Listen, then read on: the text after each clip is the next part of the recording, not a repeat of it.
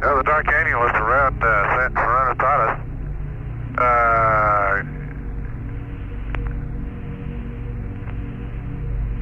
As you look north,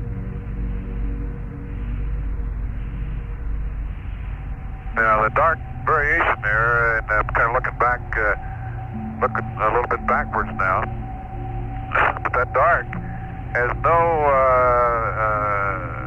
continuity with the ridge at all. It goes right down the middle of the ridges. As you look directly east of Littrow, directly west of Littrow,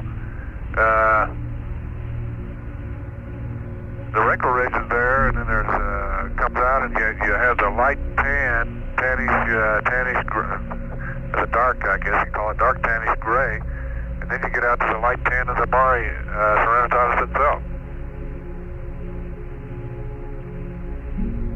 Okay, Ron.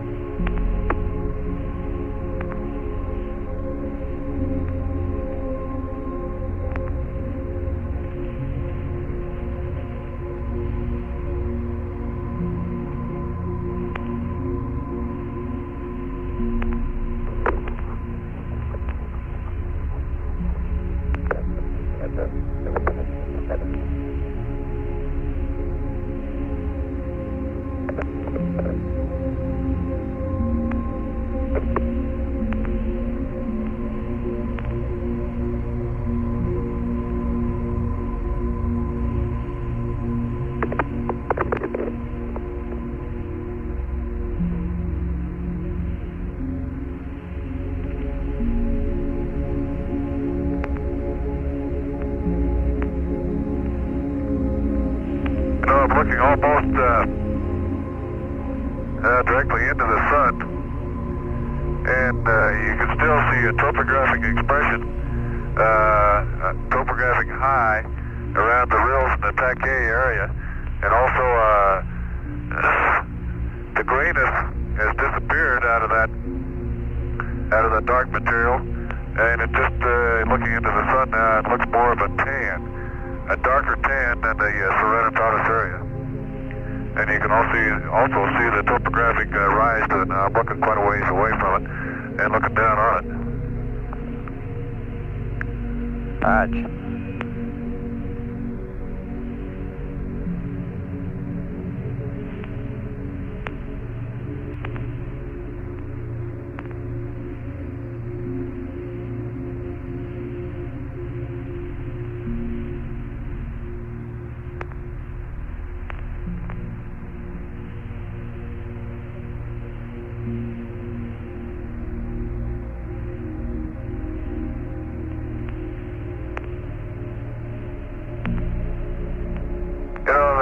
Kind of funny now, looking back at the Statius Gallus, and just to the north of that, there's a crater.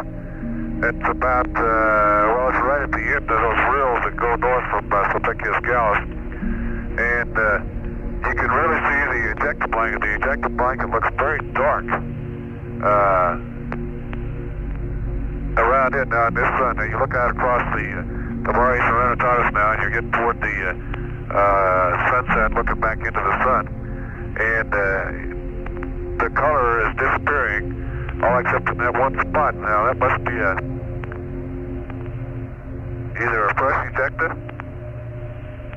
and you lose the brightness of it or something, or either that or it's dark. It's sure it's a dark ejecta blanket around it. The blanket itself goes out maybe 2 or 3 crater diameters, and it looks like it has kind of a ray type pattern to it.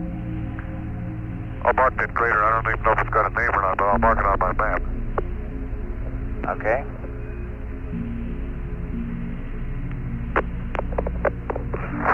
Yeah, I got a ding. It must be time to do something. Yeah, it's time to turn the recorder on. Recorder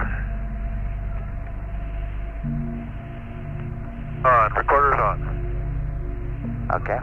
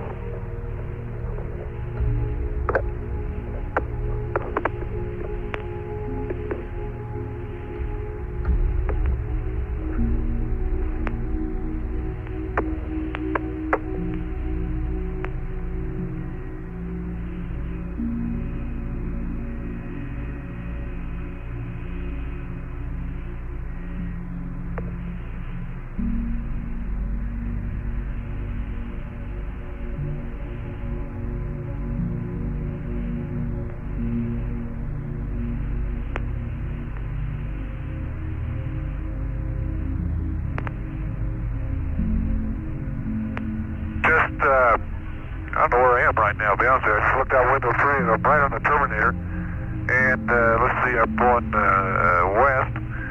So we've got some arcuate. There's kind of a little bit of a Mare area down there.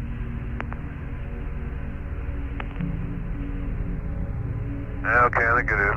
And you can see lava tongues sticking out through there and lava flow fronts. With the high side on the east side, because you got a shadow all the way along the front. And they're about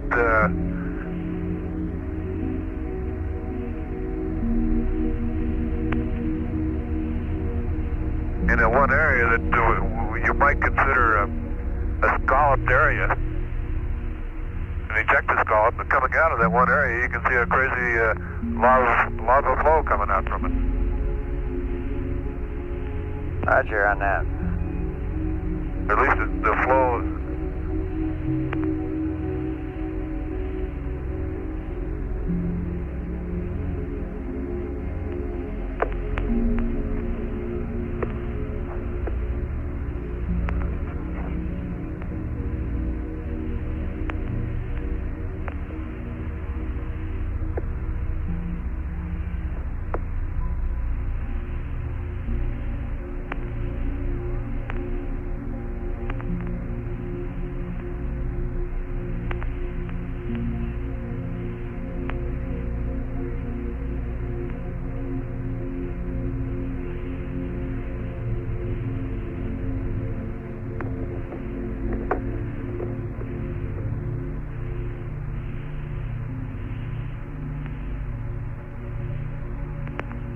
Apennines are just going over, aren't they? That's right. That's what they ought to be. We need the IR off. You look back out across the road. Okay. We need the IR cover closed, please. Say again, bro? We want the IR cover closed right away. Okay, it's going closed. Okay, it's closed. How about the UV?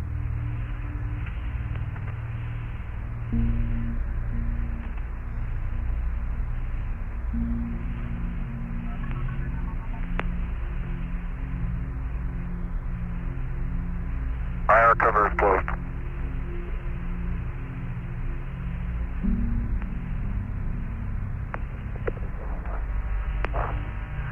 I was just going to say, look at the back across the road across into the sun now. There must be a vessel that has an ejector pattern out there.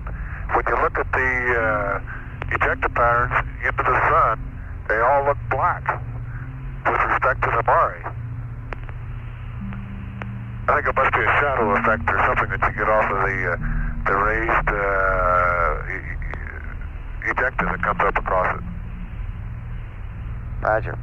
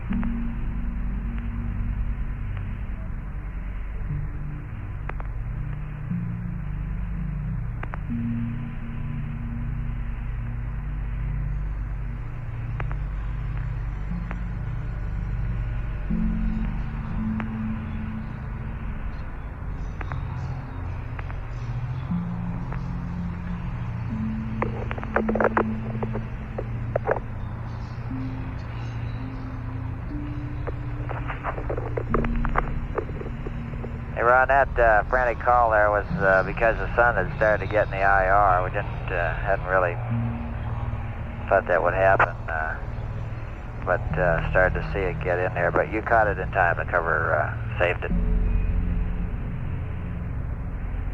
Okay, real good. I figured that's probably what it was.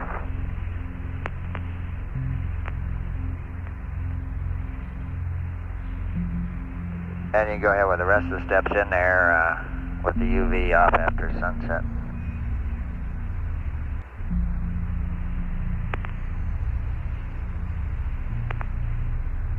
Okay.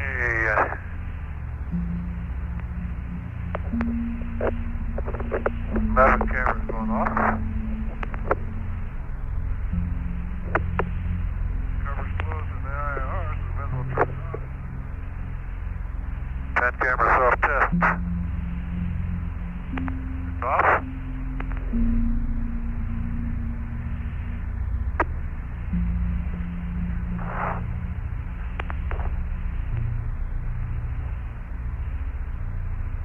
Yeah, let's see. I don't see the sun shining on my light out there. It must be sunset. Shouldn't be yet, though. Yeah, sure enough, see us though.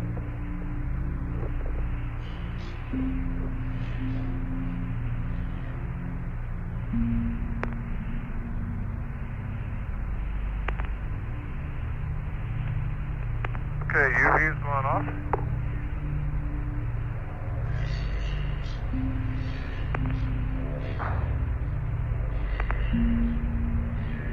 You want the IR cover back open just to keep things straight here? Stand by on that.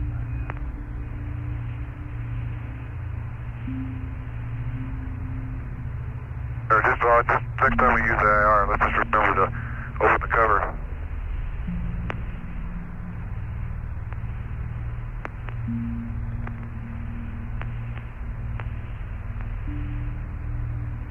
Okay, just open it up the next time we use it, which is in about 15 minutes. We'll remind you on that if you forget. Oh, okay. That's right. Okay. That's right. These are just short sound passes now, aren't they? That's right.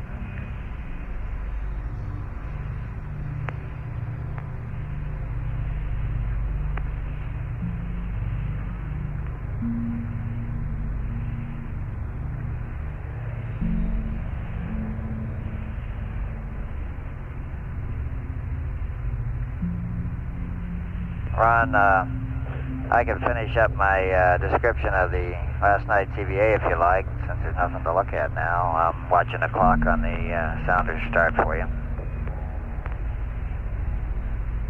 Okay, hey, appreciate it. Okay, I think I left off or was cut off there about mentioning two varieties of breccia in the South Massif. They found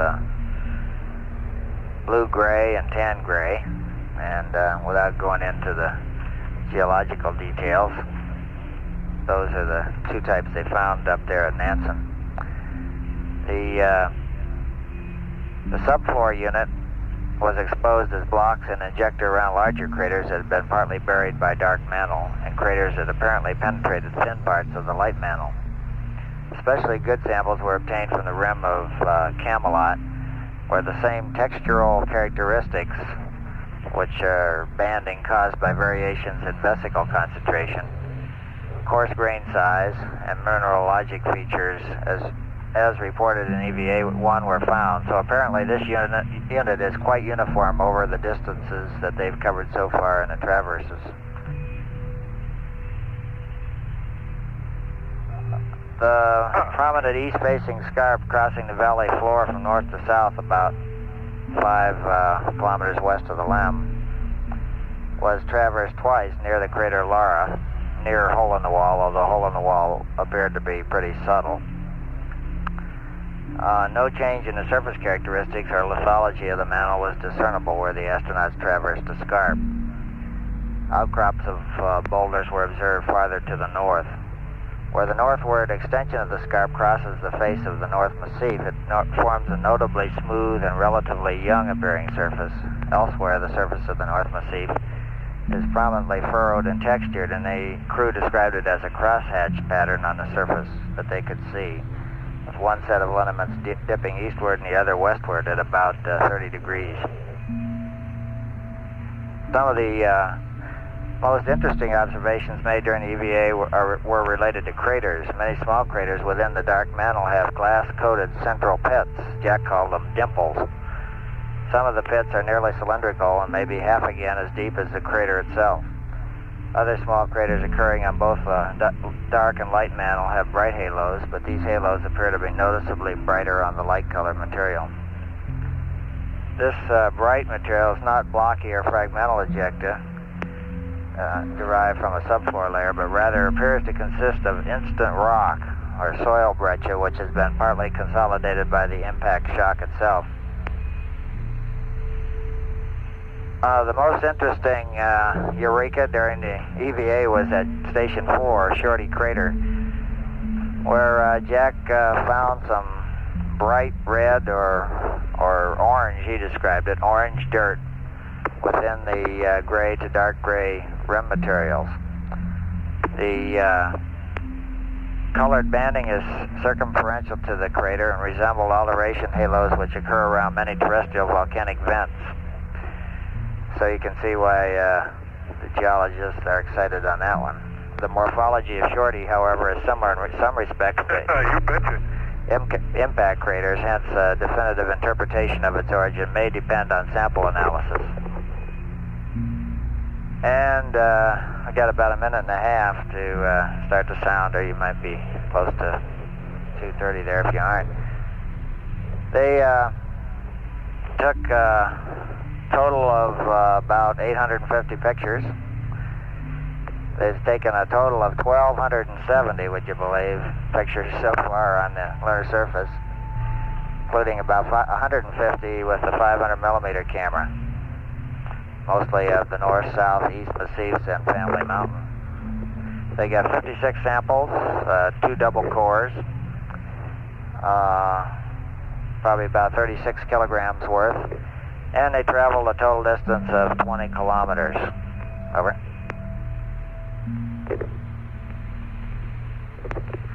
Hey, it sounds like a good summary, and they're finding all kinds of things up there, which is the reason you explore, I guess, to find, see what you can find. Yeah, they were really in their element last night. About 30 seconds to T-start time. I'll let you call it yourself, though. Okay, I'll get it.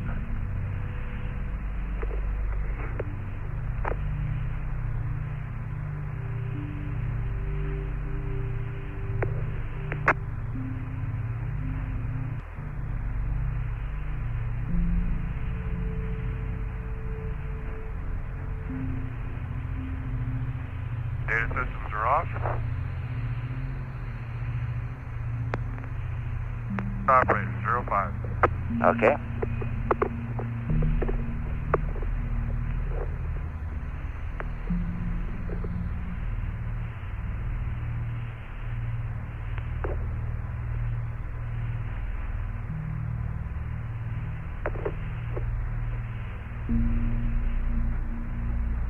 Put this thing in Reiner Gamma, and you can find some sort of a topographic expression to that light-colored material around there. It looks to me like there is, right around the Reiner Gamma itself, anyhow. Roger.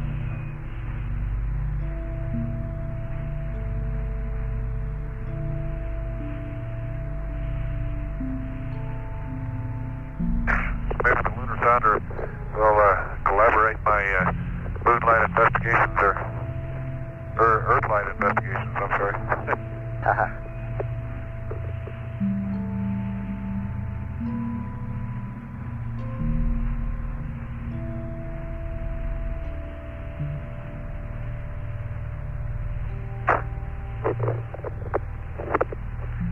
While we're waiting here, I decided to sleep last night without being tied down or anything.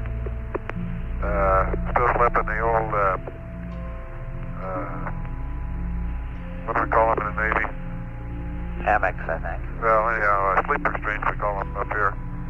Yeah, sleeping bag, some kind of sack. And the last 2 or 3 nights, what I do is put the lap belt on loosely, and it just kind of keeps you from rolling all over the cockpit. And last night I didn't put it on at all, and stayed in the sack. And I really didn't go too far anyhow. One time I woke up and I was crossways in the couch up here, and then when I woke up this morning, my feet were up in the tunnel, and my head was kind of still in the center couch, more or less. So you really don't roam around too much that way anyhow, even if you aren't tied down. And you can get a huggy pillow effect from being inside that sack and laying your head on the outside of the sack. It just about fits me such that if I stretch my feet out, then I get a little bit of a pull. On it, and it feels like a huggy pillow that way. security blanket effect, huh? Yeah, right. Now, that was the biggest problem for the first 2 or 3 days here, is what you do with your head when you go to sleep. I'm used to sleeping with a pillow, and used to sleeping on my side. And it's amazing the psychological effect that you can get from, for me it's hard to go to sleep just laying on my back. So you just turn on your side, and you go right to sleep. Now what's your side and what's your back, I don't know, but anyhow, it works. That's got to be psychological. It sure is.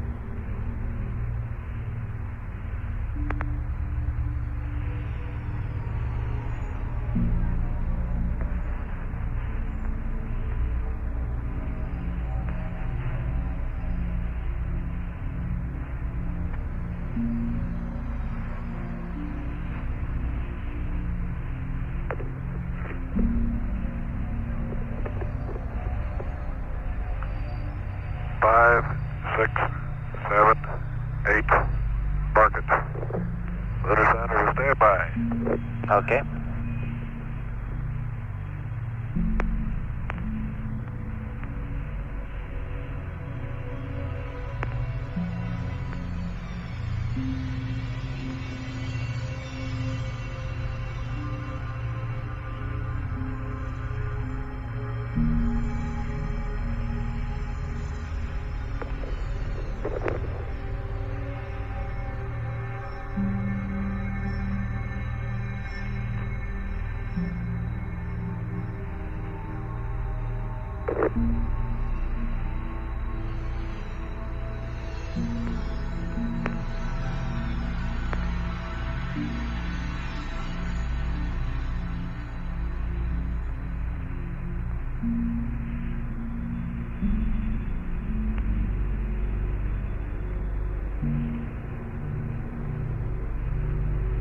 Okay, recorder is going off.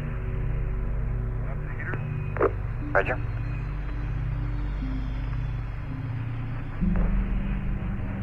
System going on.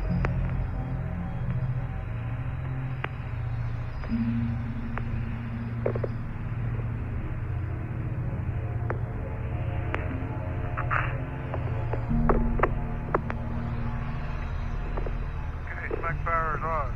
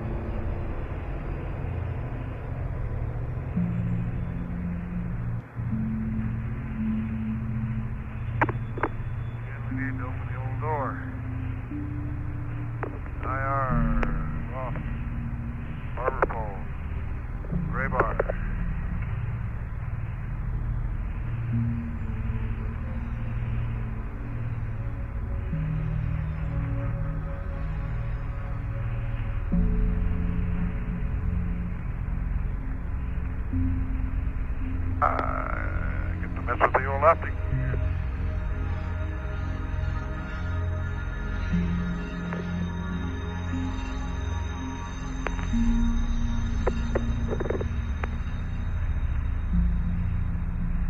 We're getting some of that run. Sounds like the mic might have slipped away from your mouth, though.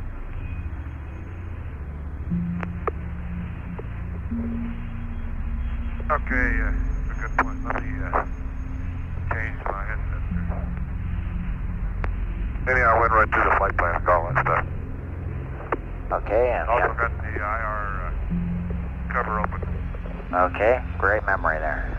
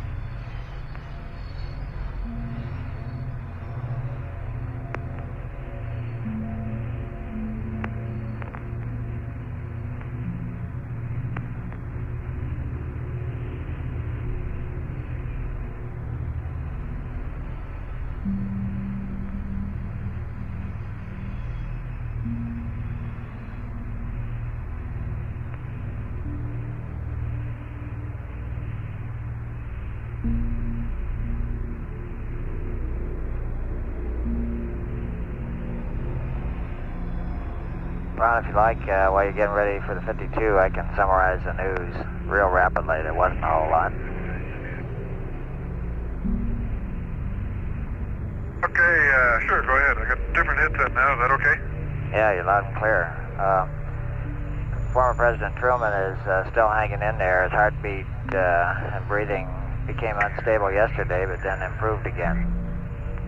Of course, the big headlines were about the discovery of the orange dirt at Shorty Crater.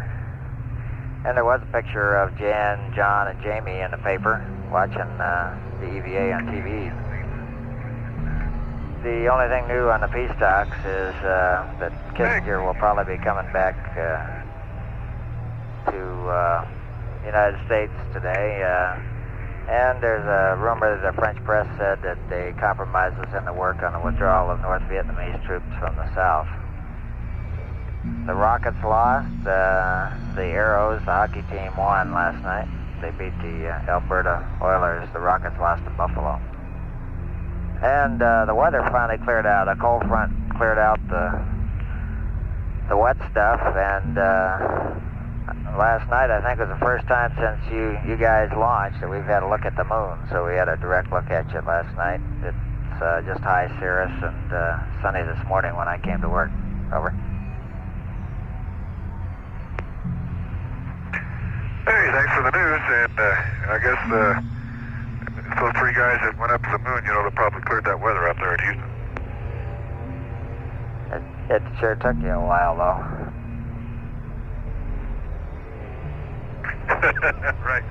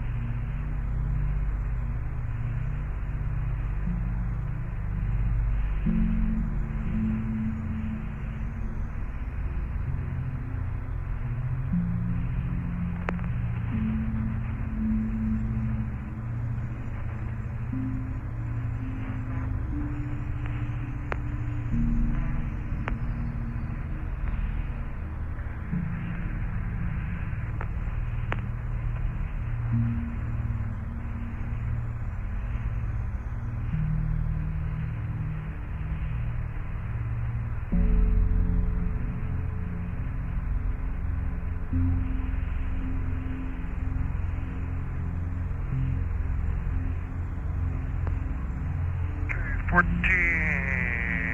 There's Canopus again. The same ones I had last night, I think.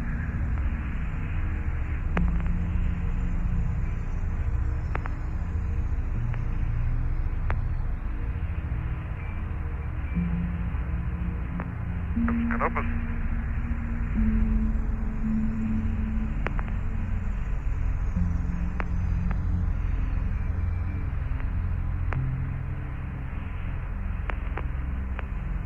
Looks about as bright as Sirius, but not quite. Roger.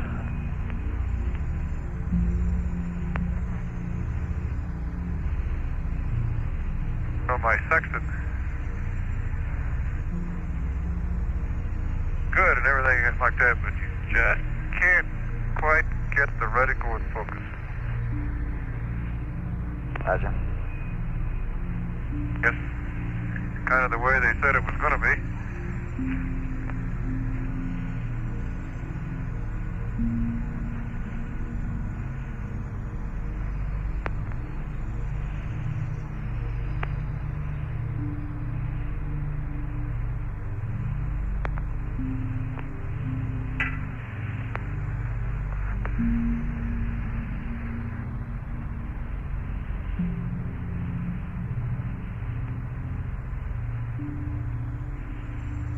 Okay, Ron, we copy those. Clear to torque them. Okay, let's see. We'll torque at, make it 0630. Alrighty.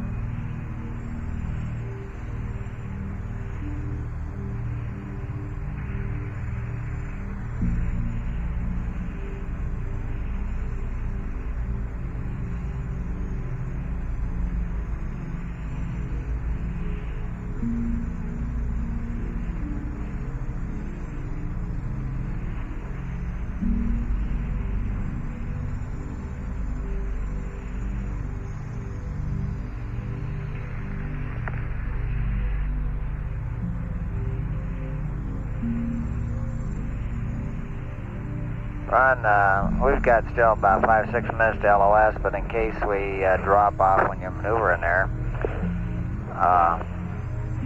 just want to tell you that everything's looking good. In fact, the IR is pumping out good data, so with that fantastic teamwork, we saved it back here.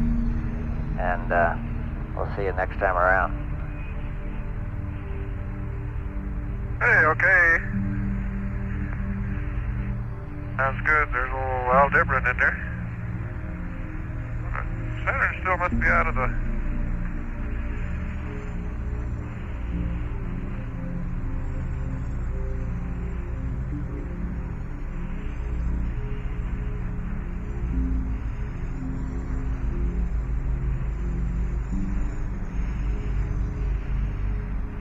Saturn goes into the...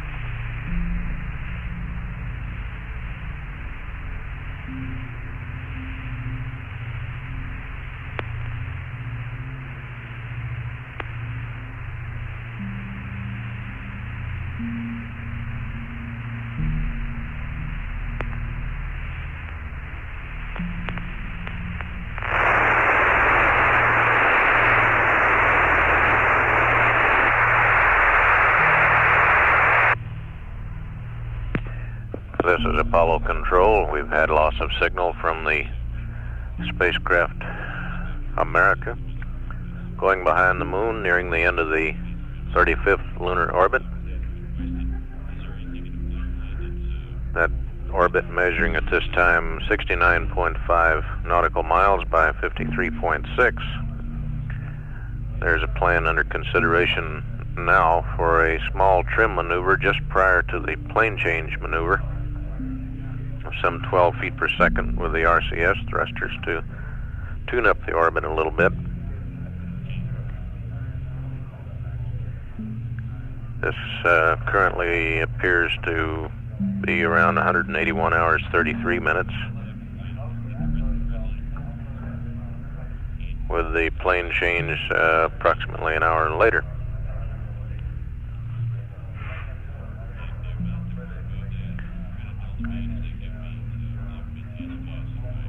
Command Module pilot Ron Evans continuing to operate the scientific instrument module experiments in the service module of his spacecraft. All systems apparently operating nominally.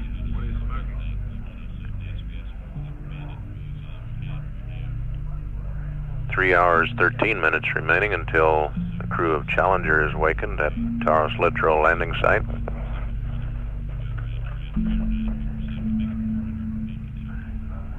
And at 1:57:16, ground elapsed time. This is Apollo Control. All stations be advised, that is Eclipse.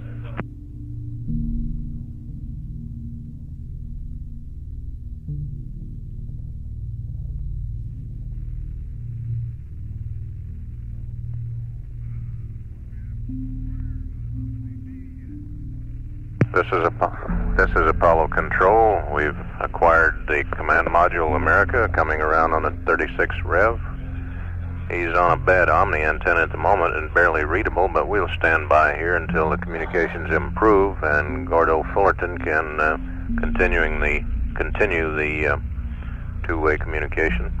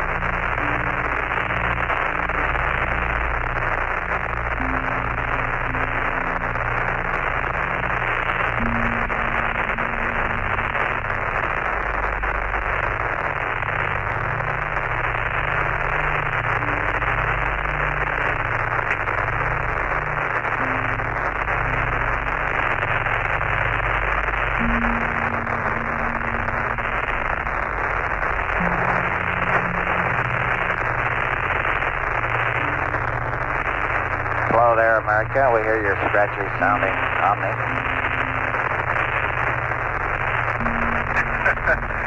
Probably so.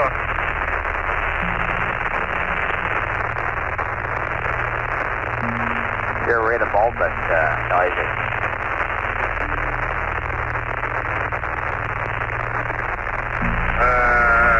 You're cutting in and out on the Omni. I thought I couldn't catch you.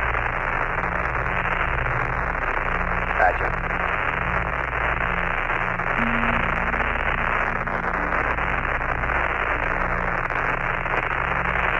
Looks like we're getting the high gain here pretty quick. Roger.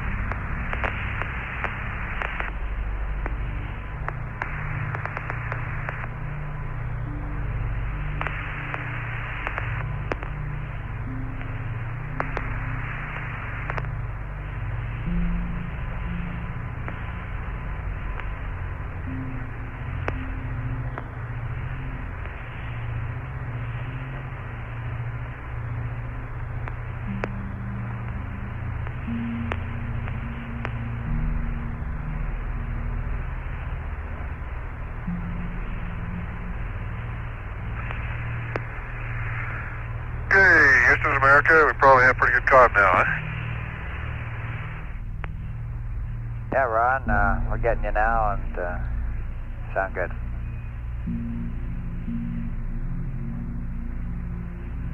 Okay, don't have any observations to report from the backside. Time for blue bag number 4. Somebody has got to develop a better mousetrap. Roger on that.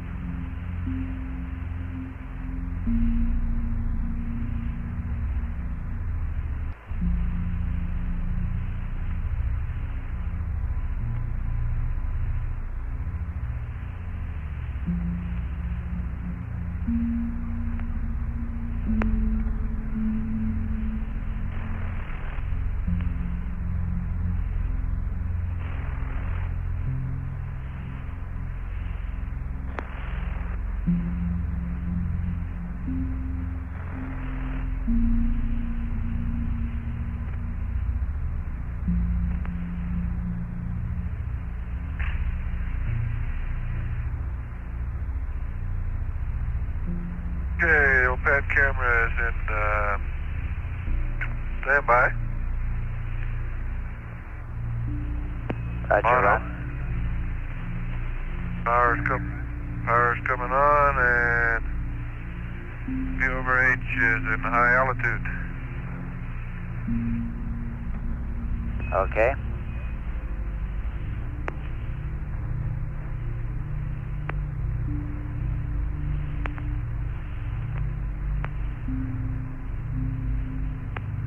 Okay, Ron, we're ready for self-test. Okay, going to self-test now. Harbor Falls. Roger.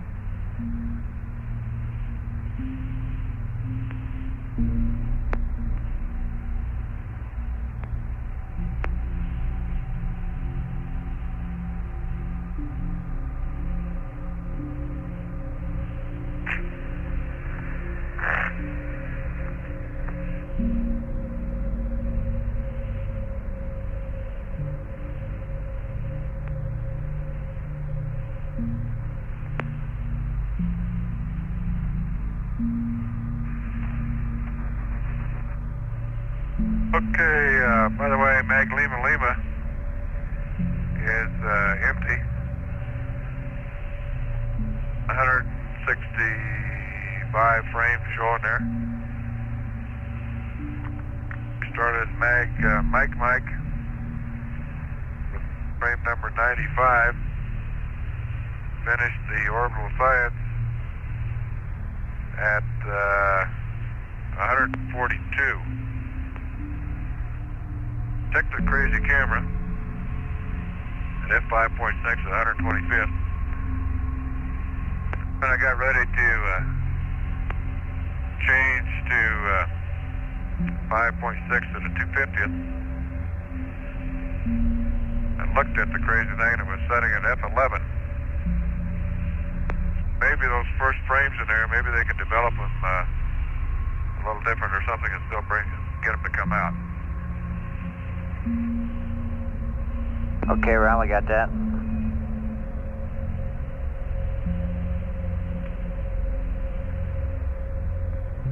I think what happens is it must have been holding the thing by the lens or something, or I bumped the end stop thing somehow.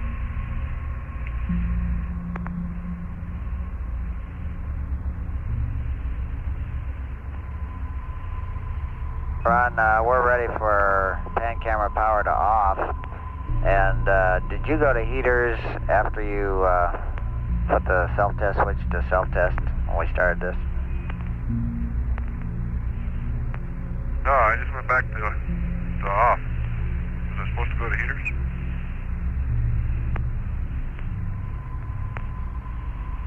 Okay, we'd like it in heaters now. Okay, it's going to heaters. No, it's spring motored to off, and I just left it there. Okay, it's gone to heaters, and now it's going to power is off. Okay. Okay, let's see. We ready for lunar center? The clock down here by panel 230. Not really. I can look back and see the LED with it. Teams, about time, okay? Lunar sounder is verified in standby. Recorder is going on. Radar is going on.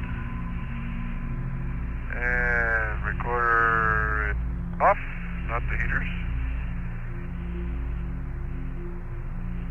F antenna 1.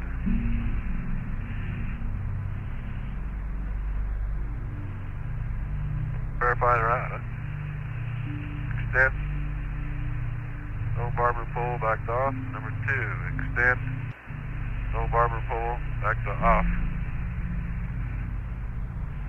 Okay. Mode is going to HF. And we take a look at Alpha is off, Bravo is off, B data is off, beacon is off, ranging is off.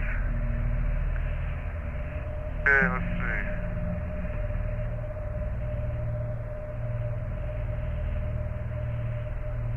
QQ.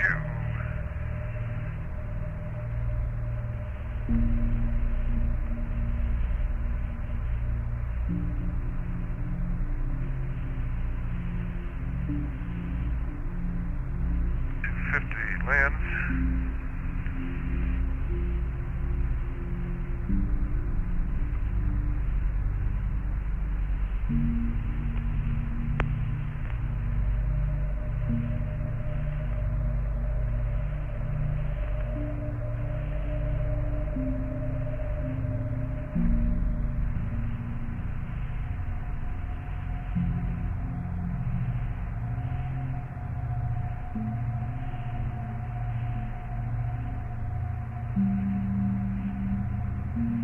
Okay, 5.6 fifth and infinity. Like QQ.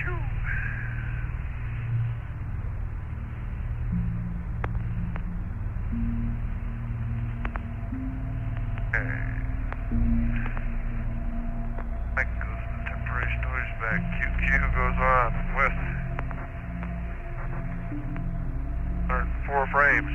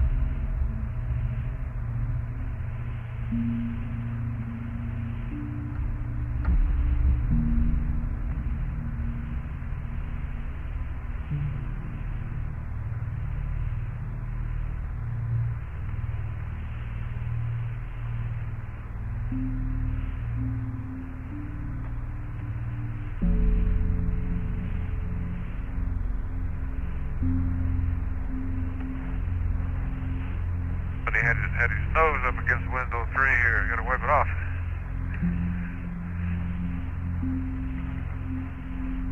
Well, these windows have really been great, though. They haven't, I don't have any coatings or anything like that on them. Roger on that.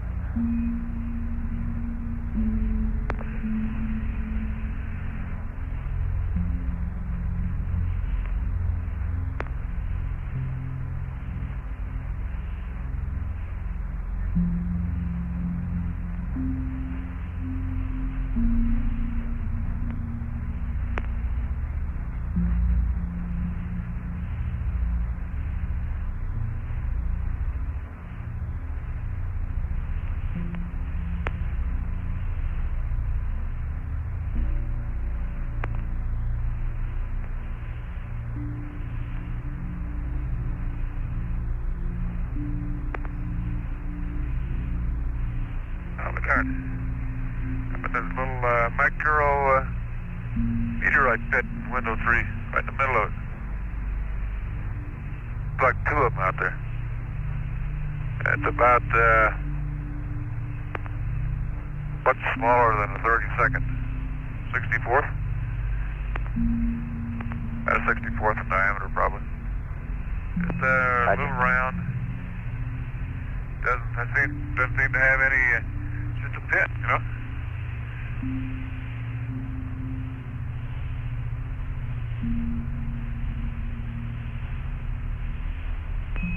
Ron, you said that was window 3?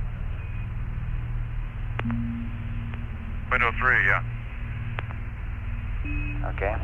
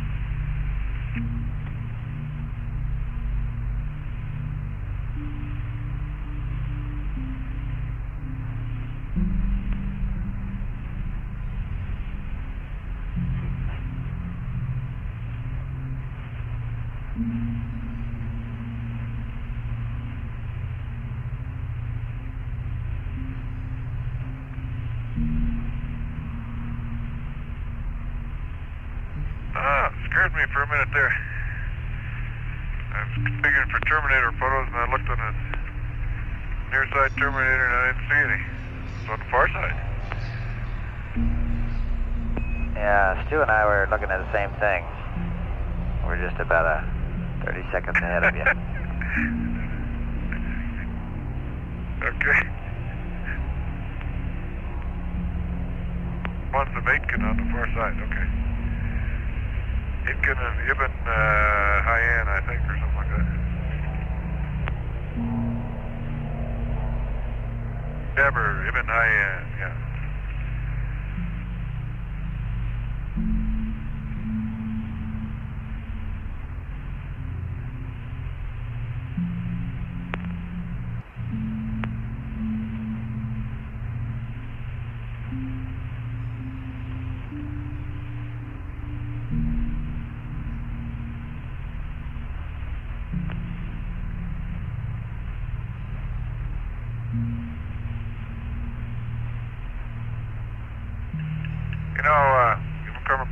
across the attack A area again, and it doesn't seem to be any. If there's a bright crater, or a recent crater in the annulus, in that dark annulus, the southern part of Serenitatis, it shows up again as that kind of blue-gray brightness, as opposed to the tannish brightness of the bright craters in Serenitatis. There still is no apparent wrinkle ridge. There's no color tone or differentiation in the wrinkle ridge area in this part of it. The only differentiation, and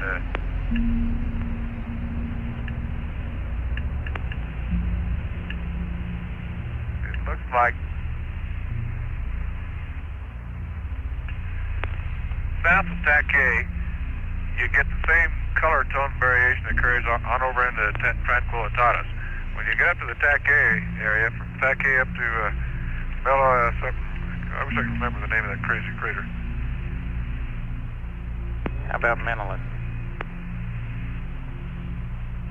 Menelaus, that's it, yeah. From Tac A up to Menelaus now,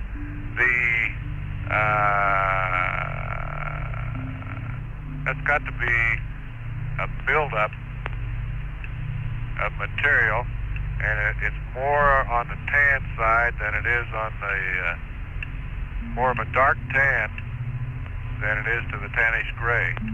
So it's a different type of material than on the annulus down below the crater Tac A. Okay, Ronnie, you saying this is sort of a annular plateau then that stretches across between Tac A and Menelaus? Yes, it is. It's an annular plateau in there, and the plateau has got to have been coming from those rills that are down in there. Okay, do those, maybe you've already said this, do those wrinkle ridges cross the color boundaries?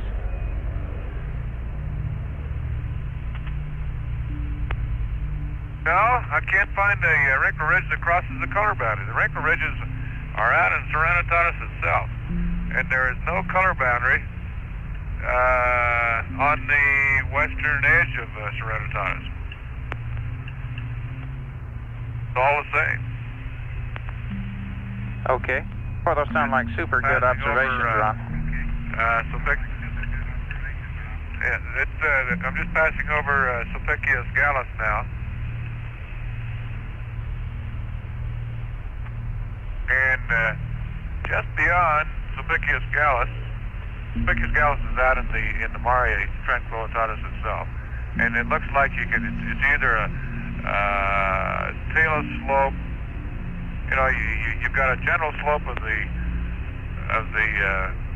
mesite coming down, and then it changes slope a little bit, and it looks like you have a finer grained material. And that might be what we have at one time or another called a high water mark. But I kind of believe that's just a talus change in the slope as you're going down there, and the fine grained material somehow developing down there at the bottom. But as soon as you cross that area, we're going west now from Sulpicius Gallus. Again, we've got kind of the same tannish, a dark tan material that essentially covers the highland, or this highland type of an area here. It's a hummocky type material. There are a few rills just north of Sulpicius Gallus. Those rills, again, have the dark tan material on it, about the same as the same color tones that you pick up from Tac A to Menelaus.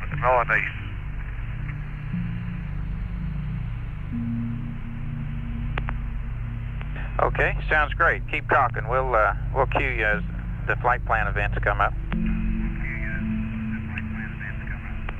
Okay.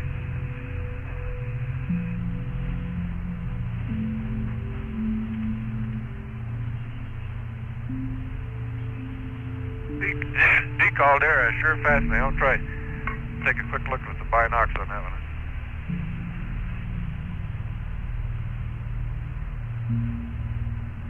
Binocs, I can't find the green. There it is.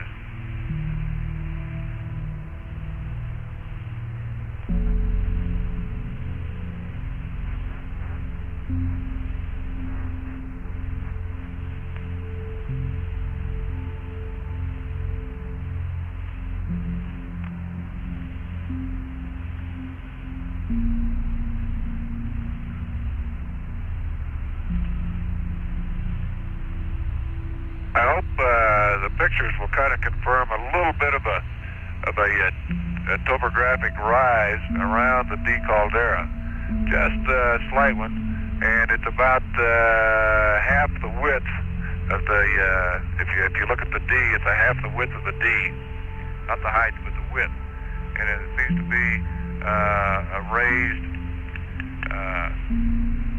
kind of a raised flat rim around it. The color of the raised bumps down in the D Caldera are the same as the surrounding material around there. The bumps that are raised up are smooth looking, and the depression part of it has to be a caldera, I guess, or at least the part of the depression anyhow is a light bluish gray, I'll call it that way. Very light bluish gray.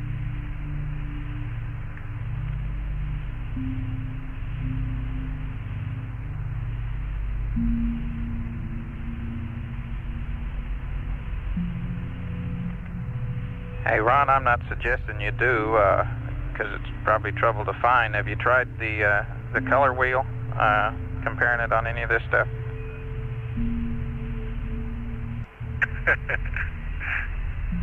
No, I haven't. Let me try. That's a good idea, though. I'll try that. See what I can come up with on that thing. Well, don't go to a lot of trouble. I never got around to it, but you might peg down some of these colors a little better. Particularly when you were talking last night about on the backside on one of those passes about the green. Yeah. Okay, you're about 7 seconds away from we're wanting the recorder on, Ron. Any time here is fine.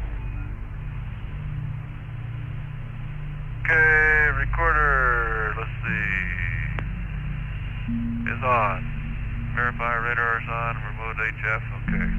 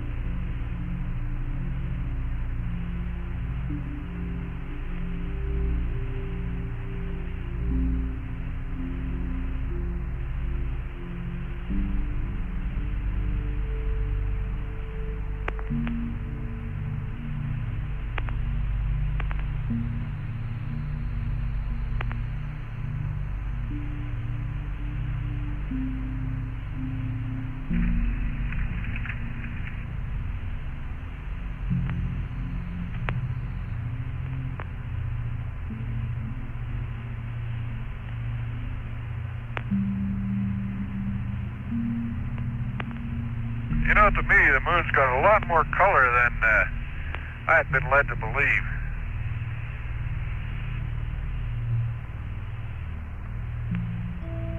Kind of had the impression that everything was the same color. And that's far from being true. Okay.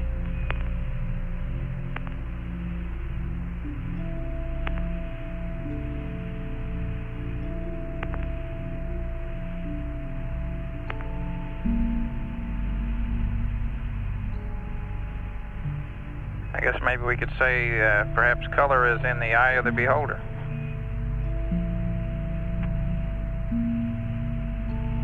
I think there's a considerable amount of truth to that.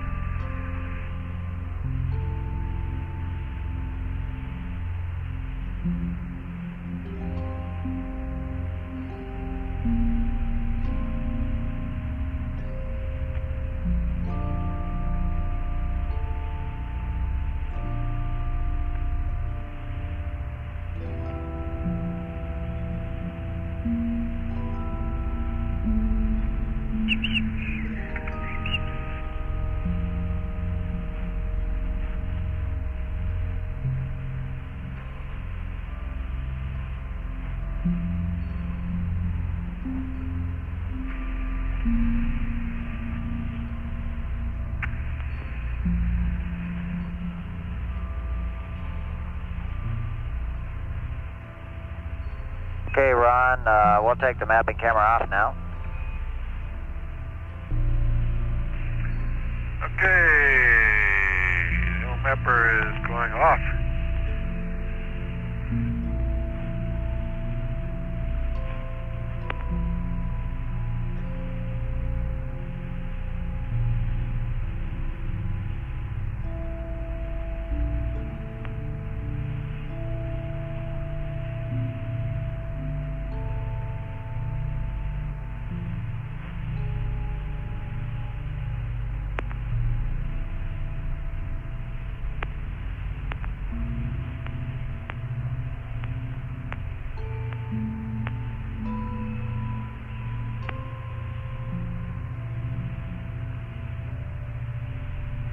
Ron, you're clear to go stand by on the mapping camera. Okay, mapper's going to stand by. Motion.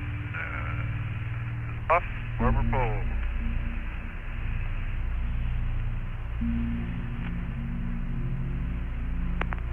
Camera is off.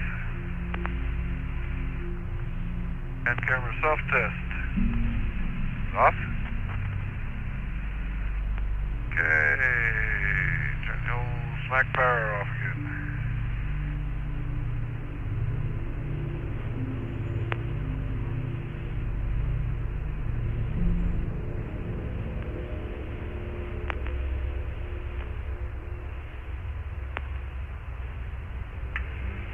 Service manual AC power is off.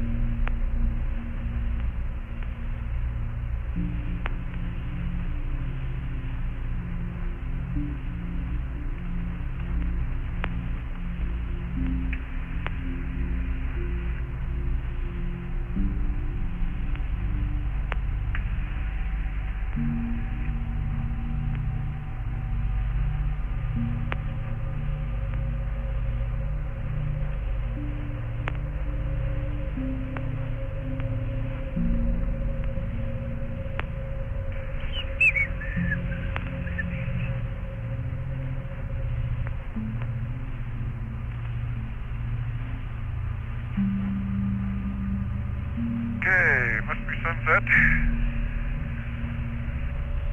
IR is coming up. B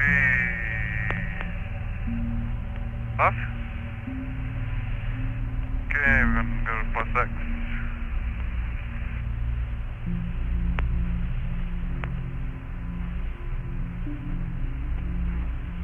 Center. Plus 52.25.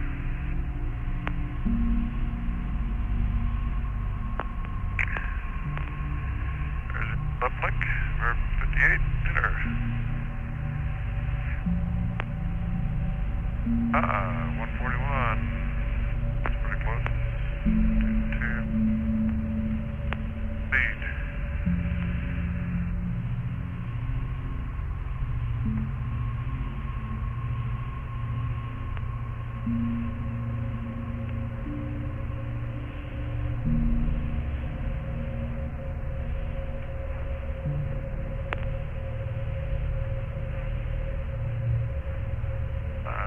Let's see, 6641.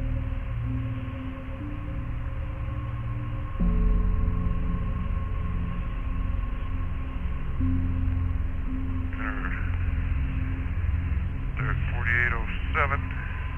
Start at 4935. That's about right.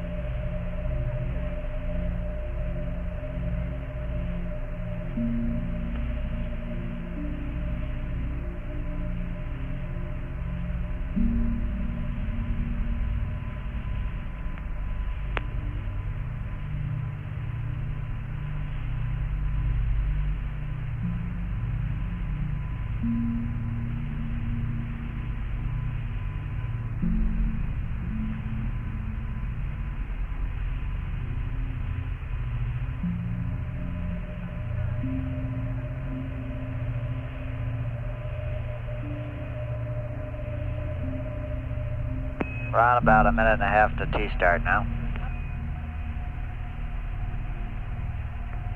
Okay, key release center.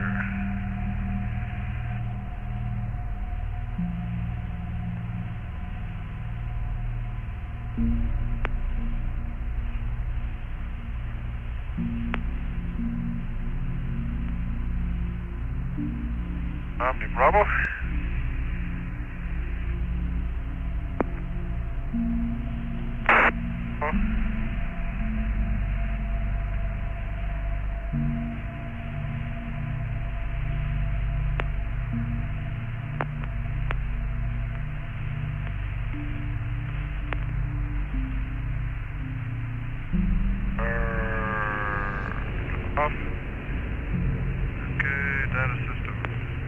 Okay, 30 seconds to T-start. Okay, 40 seconds. Okay, I got the high gain off. Got my finger on the data systems. Okay, data systems are going off. Upgrade at 4935.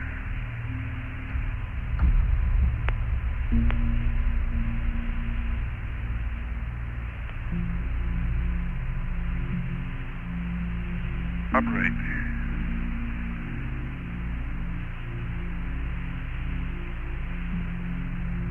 .438.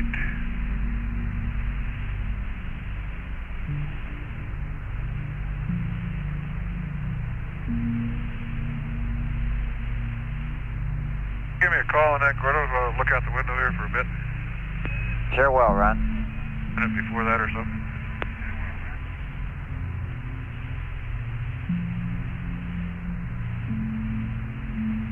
Have the lights up, it may not be night adept.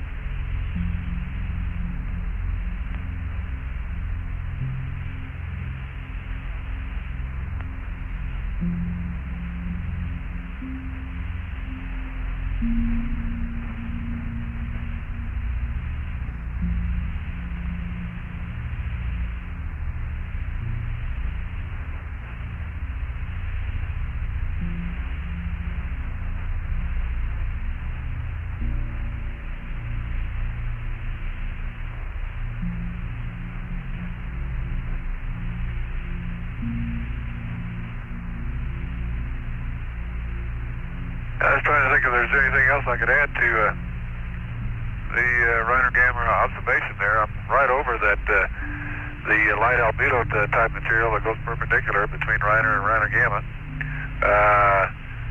It's kind of crooked type. Yeah, you know, it goes for a little ways and then it breaks off into a dark albedo type stuff and then breaks off in another direction a little bit. So it doesn't look like a straight ray at all.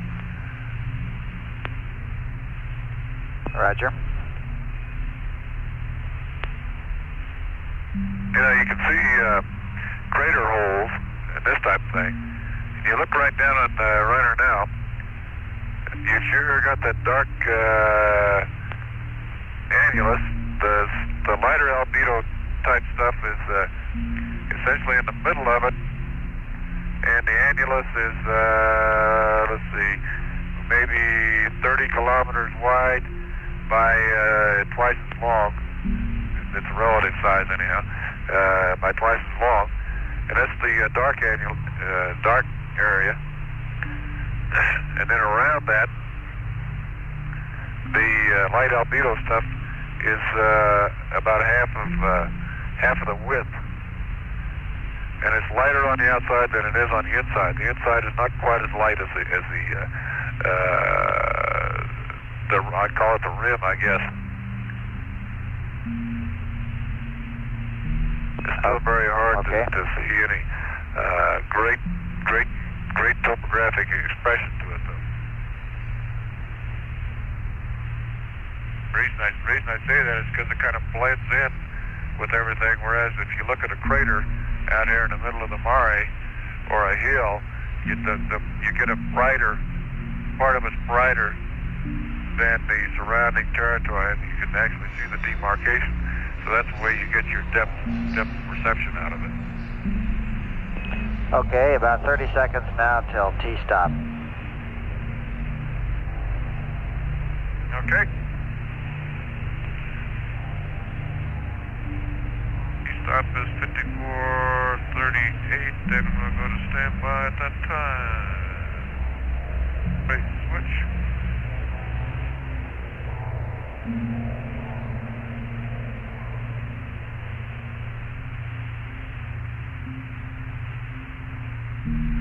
Three, 4, 5, 6, 7, standby.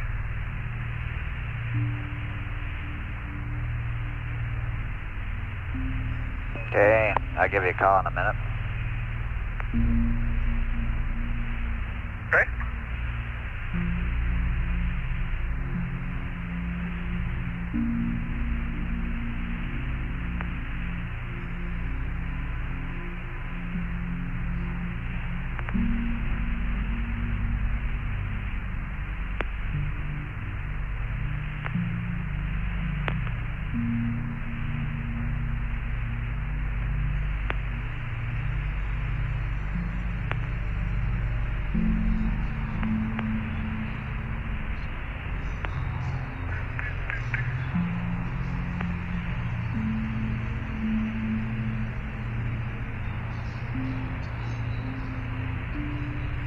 Okay, Ron, it's been a minute.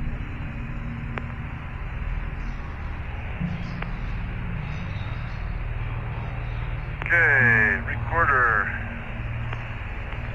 is off, not heaters. Radar is off. Data system goes back on. I gain antenna power on. And we're about -44, I guess. And select fuel high again. There we go. React. Oops. Auto. Yep. And narrow.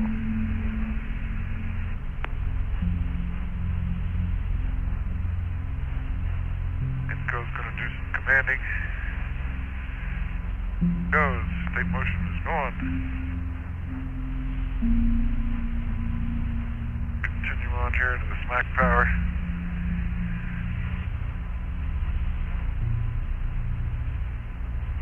Okay, smack power is on.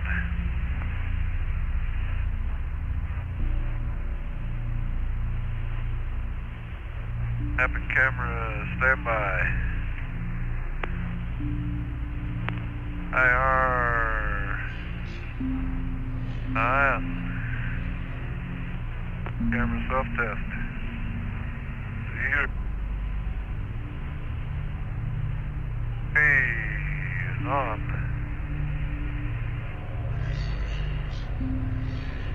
Two purge line heater. Do hydrogen purge here shortly, I guess.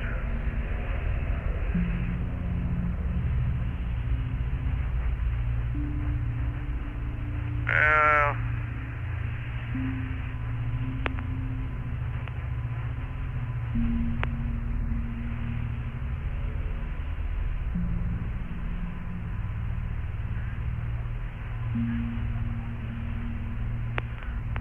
look at that cover open there. Let the bell, Wendell, get some data for a while. For Dr. Lowe, whoever happens to be there. And I'll step ahead and sample the old bus. Okay.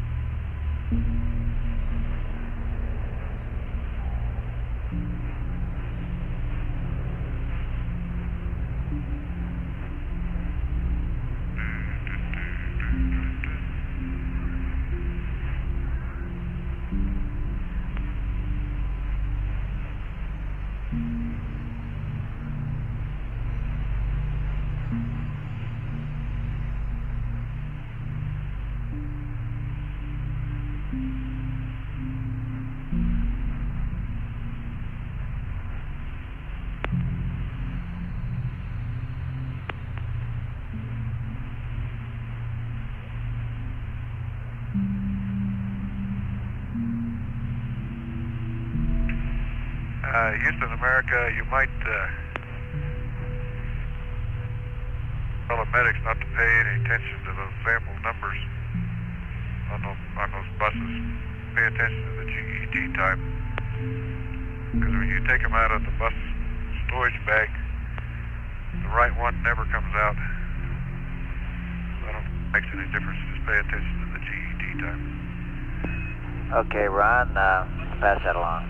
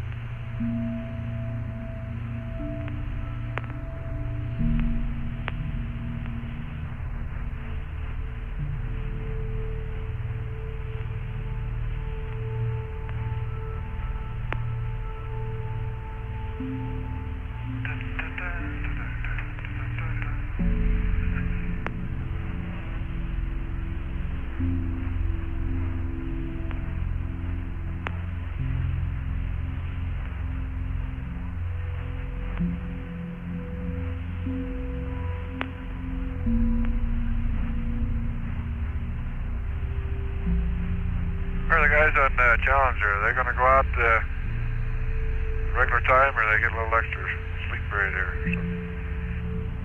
I think we're letting them sleep in again today.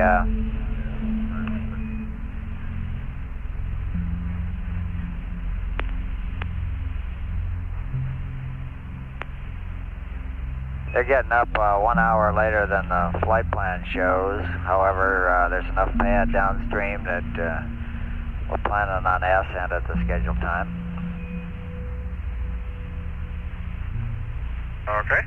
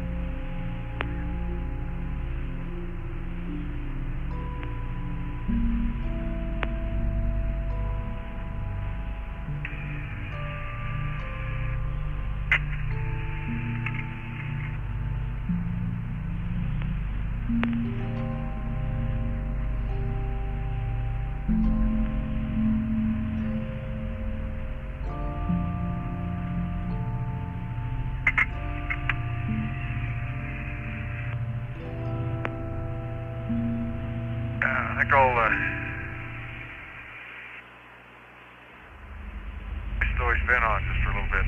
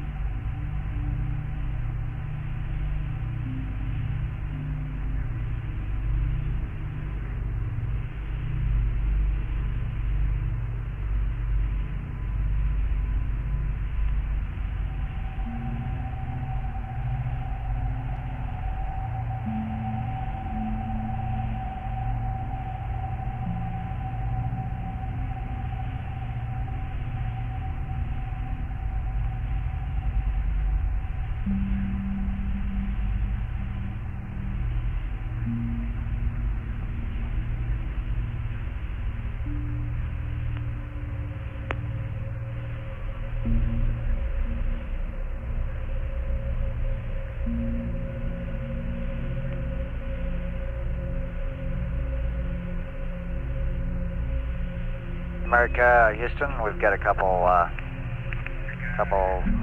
items of general information as you come up on AOS here, LOS.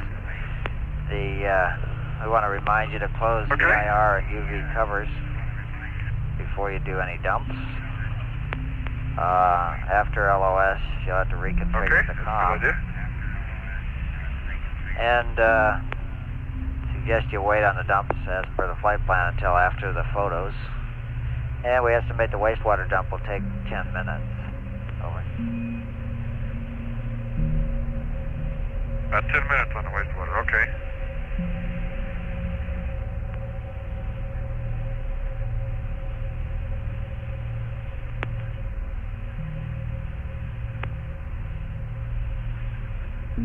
Okay. Let's see, we must be over low bit rate. Okay, low bit rate with data system, so no DSC voice. I'll write everything down.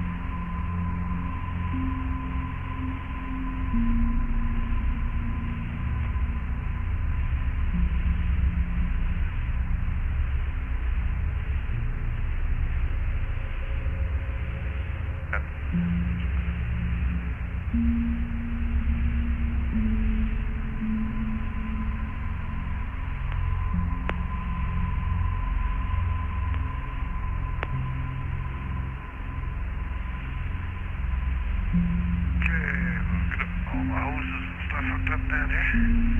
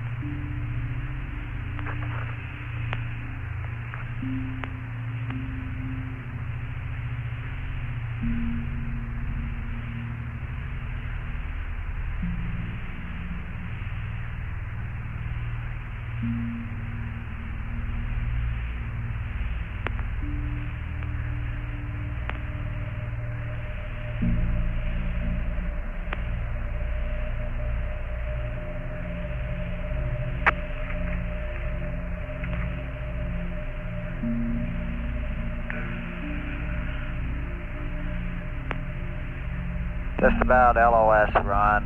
See you later. Okay, Gordo, thank you much.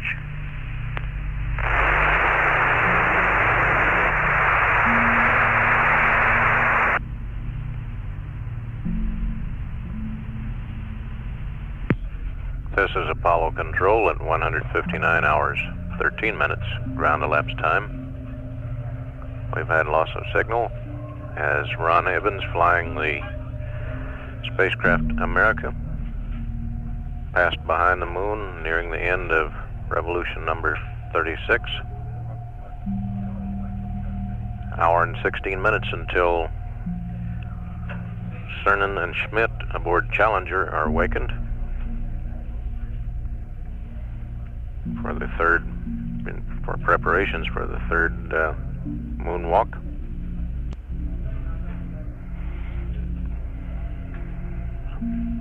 America now in an orbit measuring 69.1 by 53.7 nautical miles.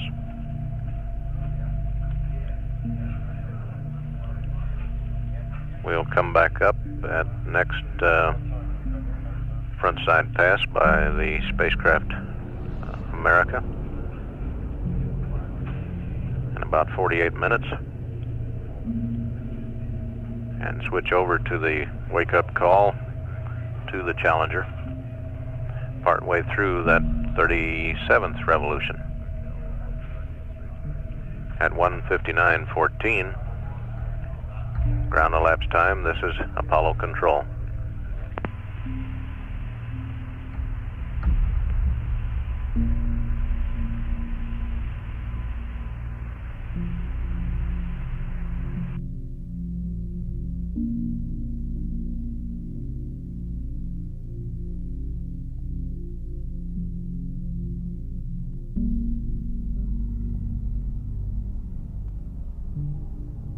This is Apollo Control at 159 hours, 57 minutes, ground elapsed time in the mission of Apollo 17.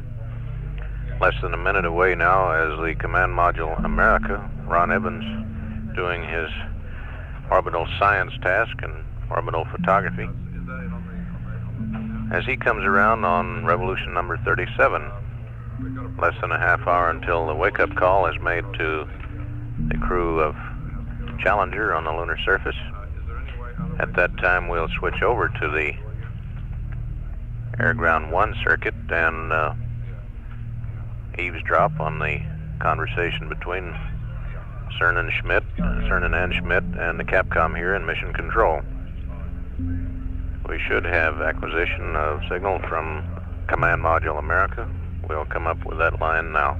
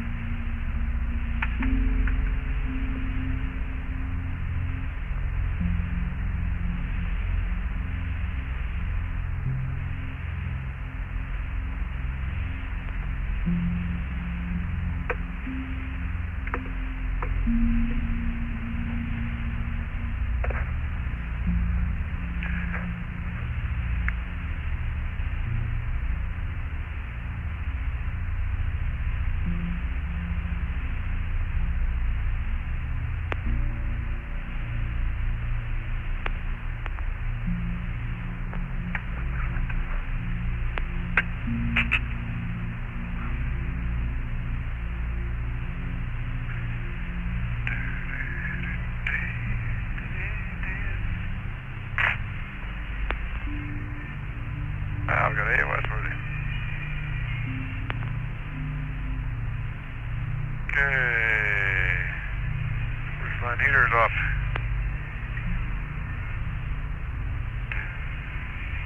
Got the whisper stop 10 left.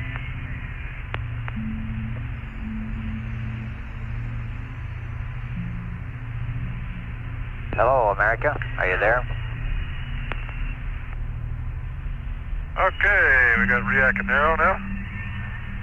Okay, you're loud and clear.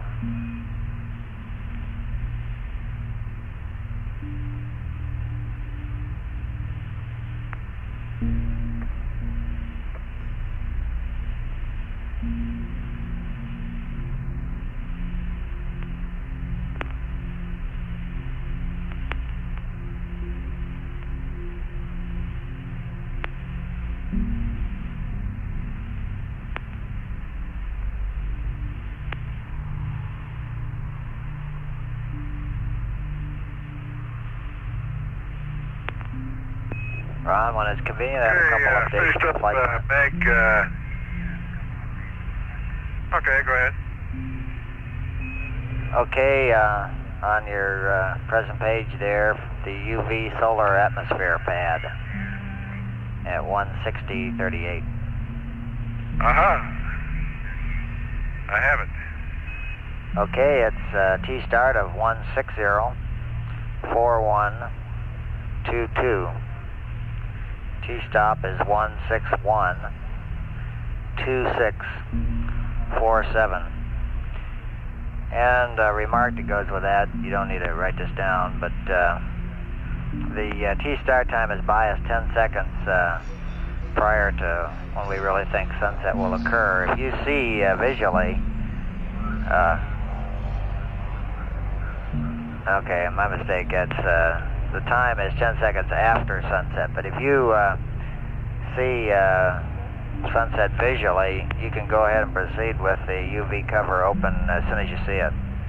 But we'd like you to close the UV cover exactly on the T-stop time as written. Over.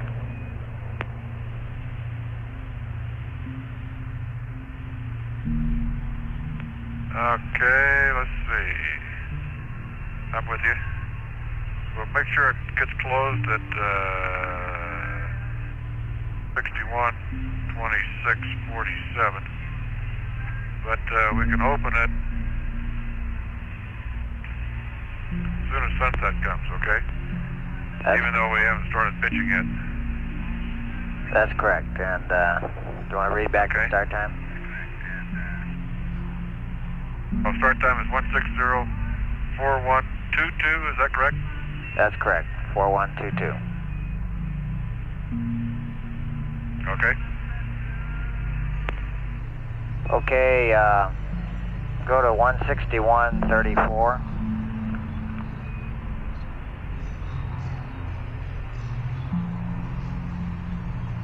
$161.34, okay. Okay, and the old standard map camera laser altimeter cover open, cross that out. A couple lines below at 36, cross out mapping camera extend. And then turn the page. Okay, got him. In fact, turn 2 pages to 163.31.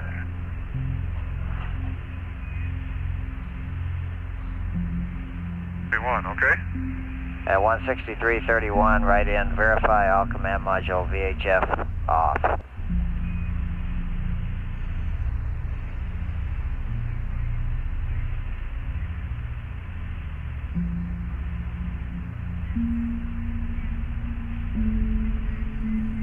$63.31, verify all VHF off. Okay? Okay, that completes it.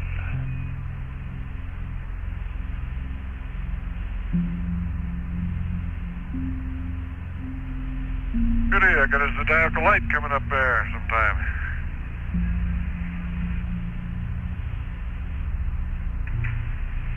Blue filter, no less. Oh, I started to say, was coming across Aitken. Of course, Aitken itself was down in the shadow. And the sun was really shining on window 3. I took the first one, F5.6 at a 15th. Second one, 5.6, I mean, at a 30th. And the third one at a 60th. And then the fourth one at a 125th. And the fifth and sixth ones I took off to the north, looking off to the north, out of window 4. Okay. And they were 5.6 at 125th. I kind of doubt it might work, but there was sure a lot of glare on the window. If it could get through that glare, well, then we got it made. Roger.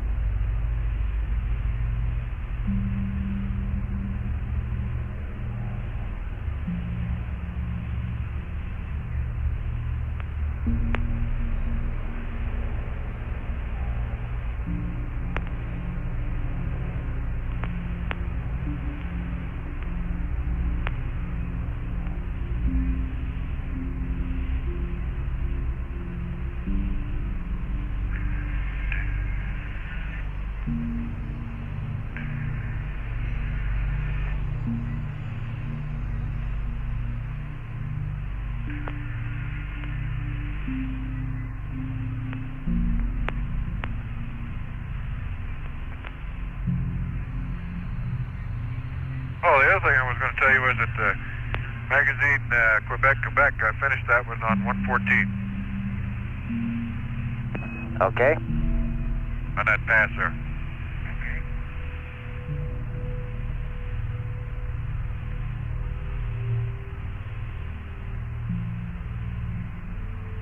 I don't know who took my water jug, but it's gone.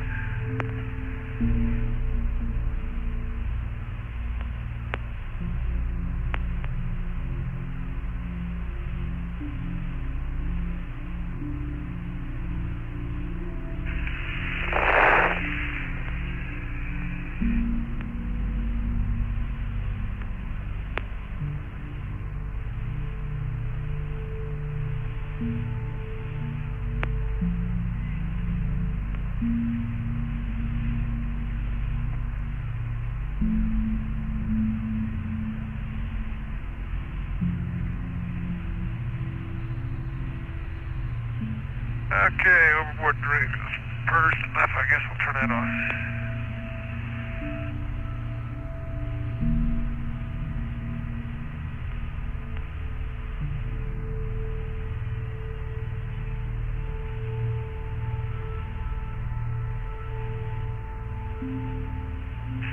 The big filler on here, I always leave the hose and everything disconnected. Stick it back behind this rock bag. Afraid I kick it, break it off. Hey, you know, speaking of those rock bags, I unzip those and blow the air out of them every night. Wake up the next morning, they're full of air again, just like two big balloons down there.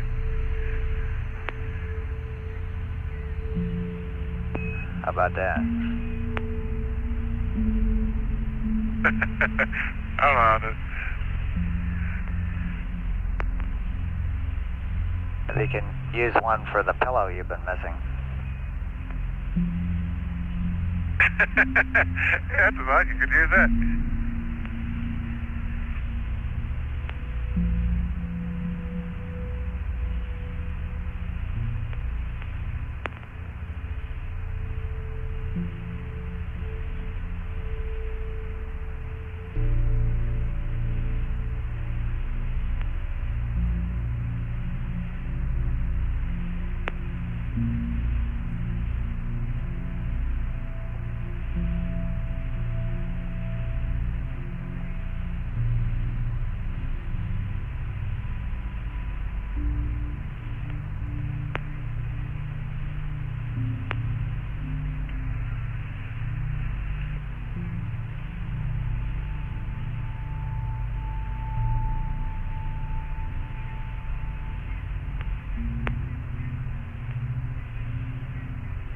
And Houston, America, if FAO's got his finger on the next magazine, next Hasselblad mag I'm going to use, save me looking it up here. Okay, I'll ask him.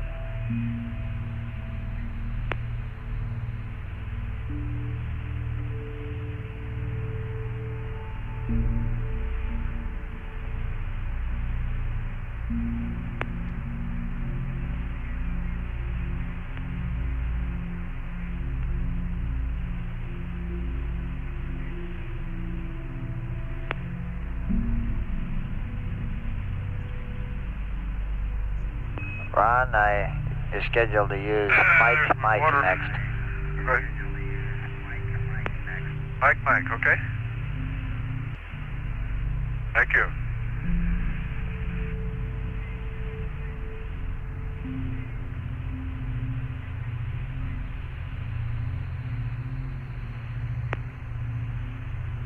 Can you hear me sucking all the bubbles out of my teeth? No, we've missed that pleasure. Good. Didn't want this box to be too good.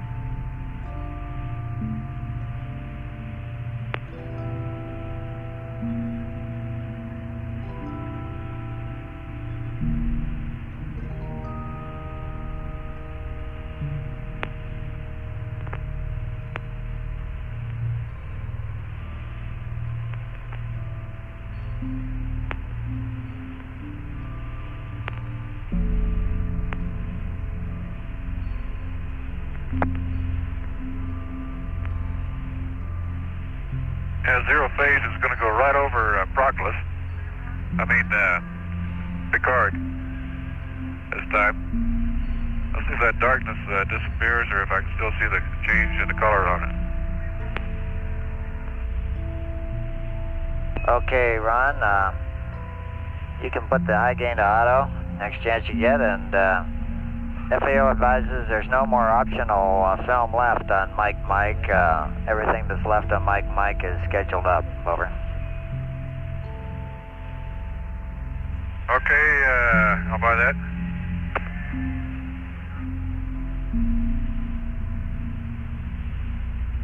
You know, you could even, as zero phase went right across Picard there, you can still see the darkness on the west, east, on the east. From 9 o'clock around to 6 o'clock, if north is zero. Roger. And if north is zero, as you look at the crater, then over about 1 o'clock, there's some kind of a fault area in the side of the rim. And that's another spot where the dark material breaks down into the rim and also out on the outside of the rim.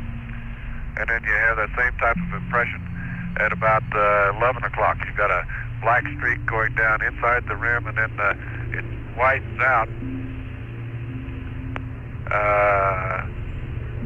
going out toward a little crater out there on the outside of the rim. Okay, you're scheduled to get a Vert 49 going now. Thank you.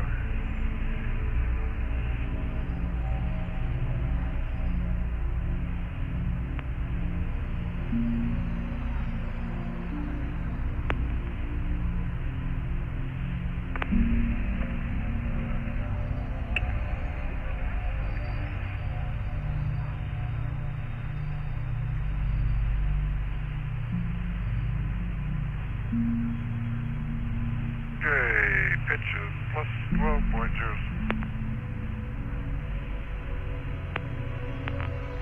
55 enter plus 341.00 enter.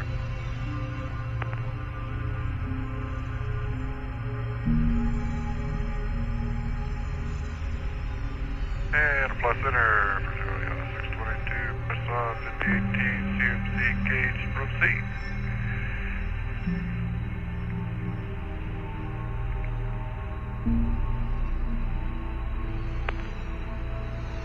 Okay, let's see, we're in auto, so we can put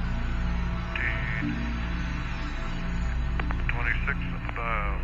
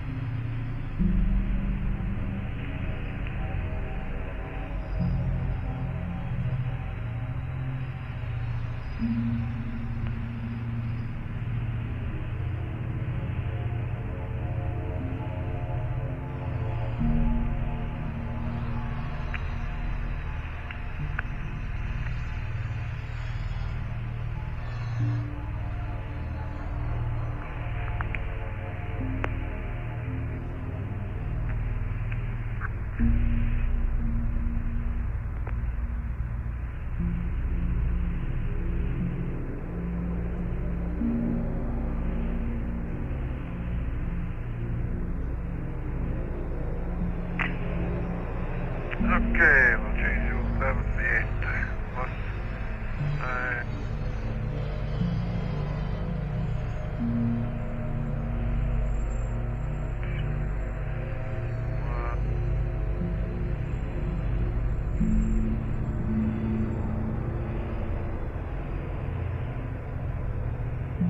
What's coming from?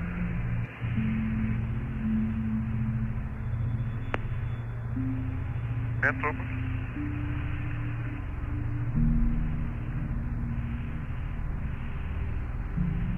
Battery vent. I think so. Wastewater dump. Must have been some stuff that's just frozen on the dump or something. And then when the jets fired kicked it loose. Roger.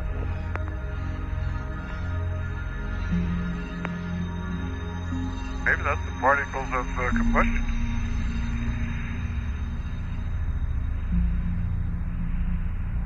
Burning.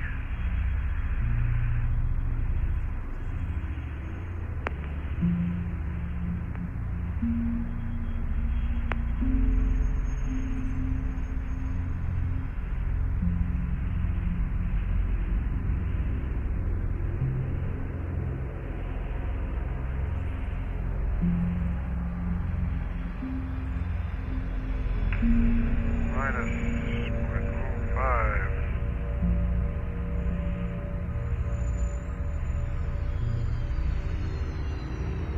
Degrees per and half a degree, didn't it? 0.5 up.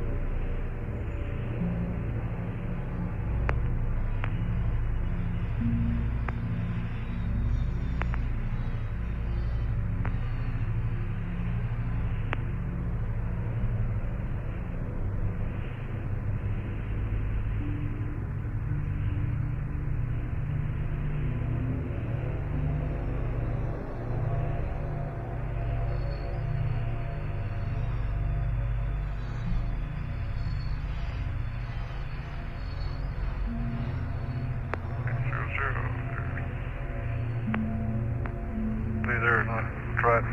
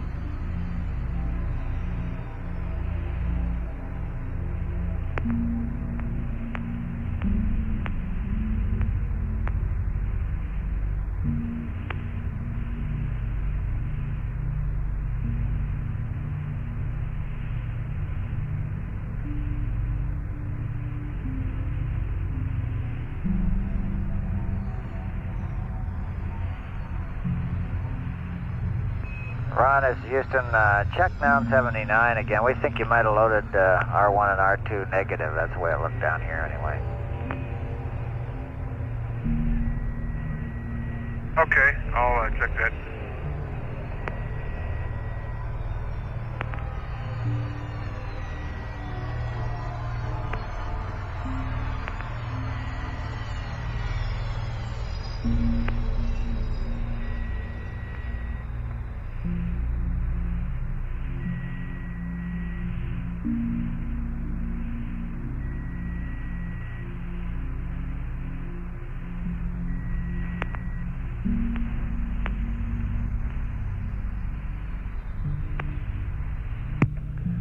This is Apollo Control at 1:60 hours 24 minutes. Switching now to Air Ground 1 for the initial wake-up call to the crew of Challenger. Asleep at this time at Taros Littrow. Command Module America still has some 47 minutes remaining in this front side pass. We'll stand by for the wake-up call, which should be beamed up in about a half a minute or so.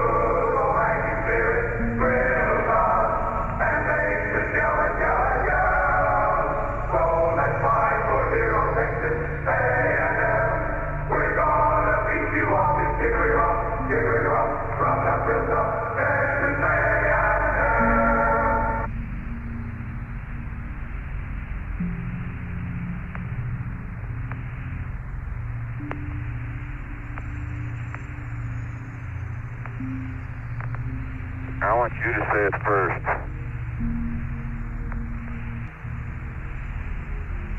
Hello there, Challenger. The Gold Team flight director picked out the morning selection, and he said that if you can find some maroon dirt today instead of orange, you'll probably get a lot more cooperation out of him.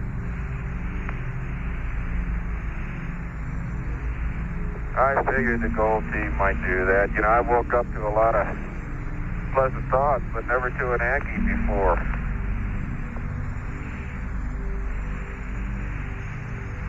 Hey, Gordo, don't forget I'm a Boilermaker. Roger. I feel like one right now.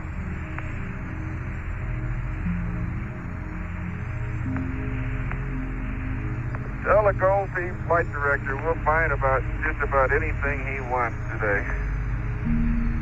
Okay, I'll do that. The Challenger looks as good as ever. No problems at all through the night. That's outstanding. How's America? It's in the same shape. Just clicking along. Ron's been up for a few hours now and really gathering up the data. Outstanding, Gordo.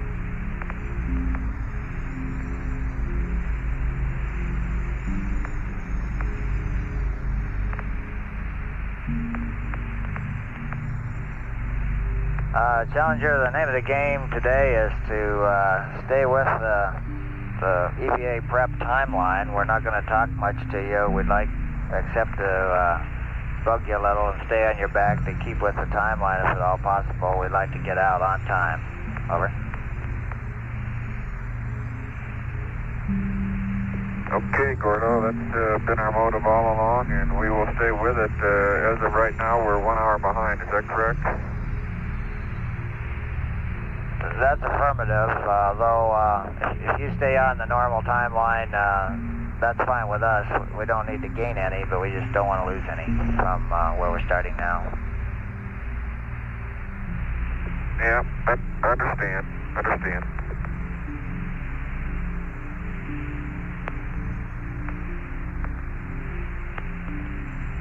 Ed, how are you this morning?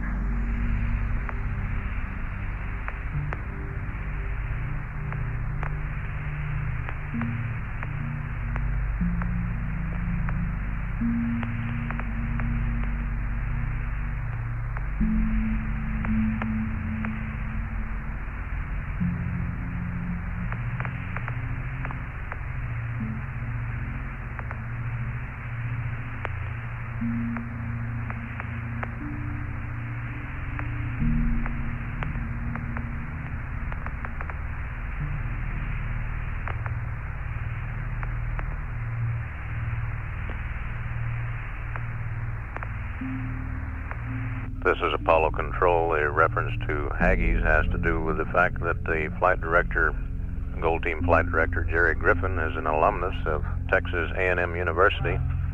The wake-up music this morning was the Aggie war hymn, E Pluribus Gigum, and Jerry proceeded to gig the crew with his own brand of music.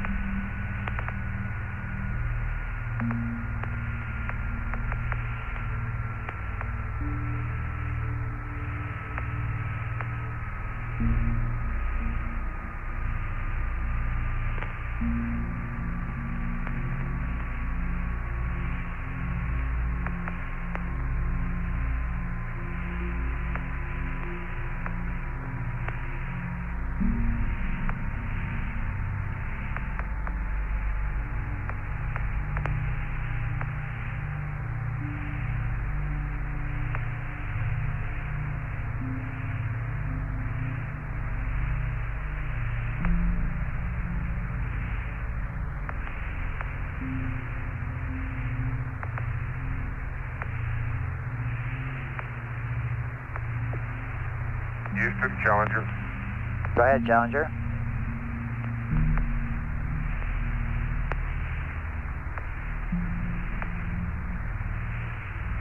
Okay, Gordy, crew status is good. In case you hadn't noticed. And, again, we haven't kept an itemized accounting of the food. Burn enough blanks on the paper to do that. But we have eaten. We have eaten just about everything in the various meals. I guess the shrimp was the only thing we didn't really eat. And we've been drinking a lot of water and all the juices and tea and stuff, so I think we're in pretty good shape there. The commander had a secret all last night, and he slept 3 good, 3 intermittent hours.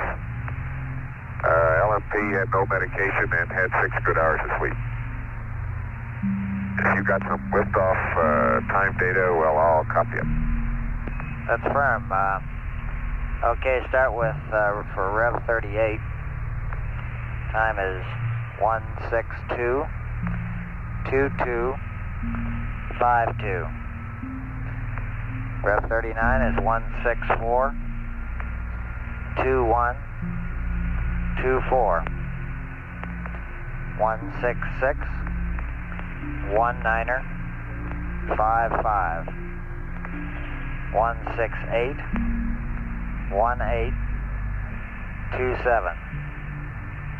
170.1659. 172.1531. That should have been Rev 43, and read back starting with Rev 38.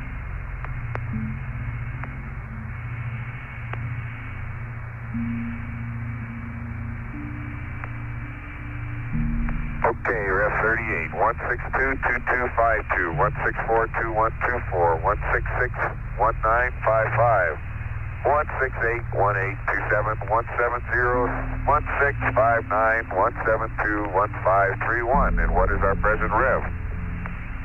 That's a good question. Let's see here. We're working on Rev 37.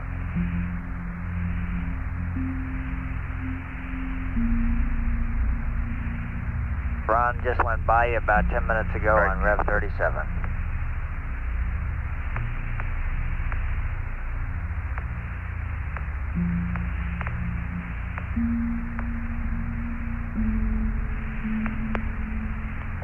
Okay.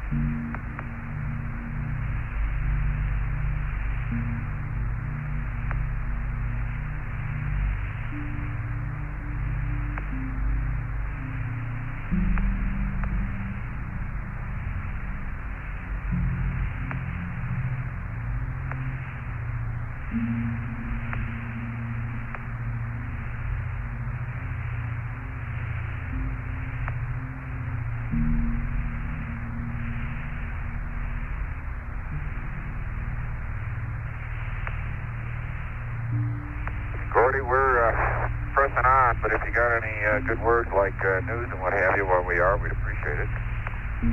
Okay, hasn't been a lot of news, but I'll read you what we got. Former President Truman is still holding on. His heartbeat and breathing and temperature all became unstable yesterday, but then he improved again. A Methodist minister in Kansas City said he's a rugged guy who's hanging in there and he's going to make it. The headlines were full of reports of the find of orange dirt and the rest of your adventures yesterday. Internationally, the U.S. and North Vietnam held intensified secret peace talks, and Henry Kissinger prepared to return to Washington probably this afternoon, I understand, after a final session with Le Duc Tho. The French press said a compromise was in the works on the withdrawal of North Vietnamese troops from the south. The Houston Rockets lost to Buffalo, up in Buffalo last night. But the hockey team, the Arrows, took a 6-4 win over the Alberta Oilers.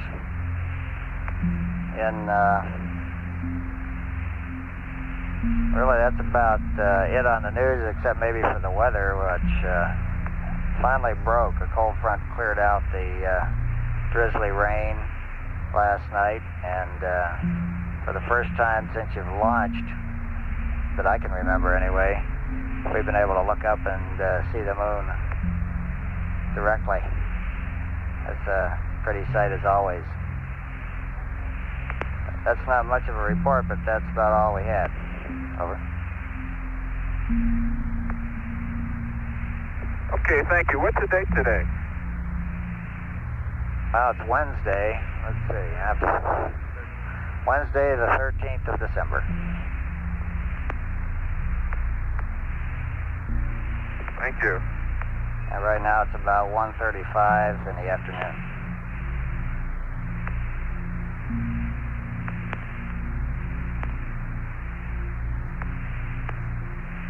Okay, just took a quick peek up there. I can't really see too much of North American continent. South America looks pretty good, and it might be my eyeballs rather than the clouds up there, but it looks like most of the clouds are up into the north central part of the southwestern or southeastern United States. I have a satellite picture here, and that's about the way it looks.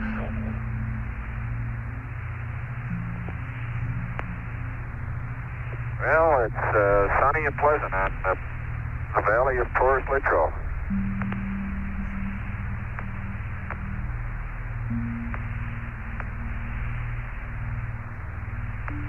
And Gordo, what is our sun angle going on today? I'll get you an answer on that. A couple questions. First of all, the surgeon would like Biomed right. And they were wondering how your hands feel this morning.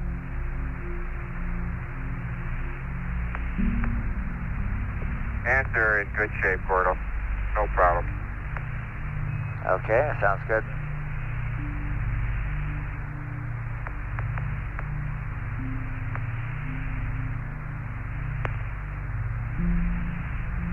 Sun is getting up there about 33 degrees now.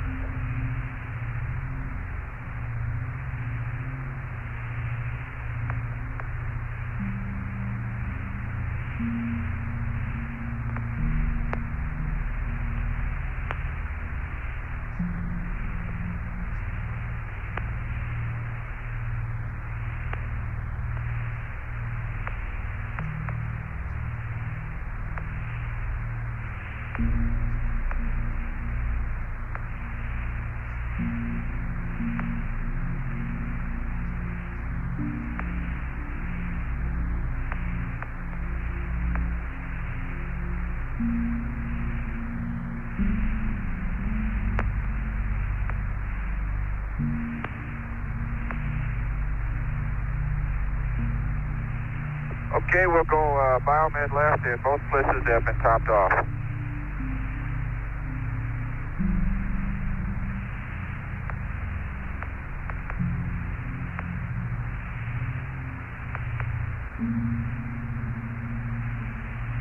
Gordy, the LFP isn't hooked up right now. He will be shortly, so stand by on the biomed. Okay. Say, I have a few words on the command module trajectory that might be of interest, although it doesn't affect your procedures any.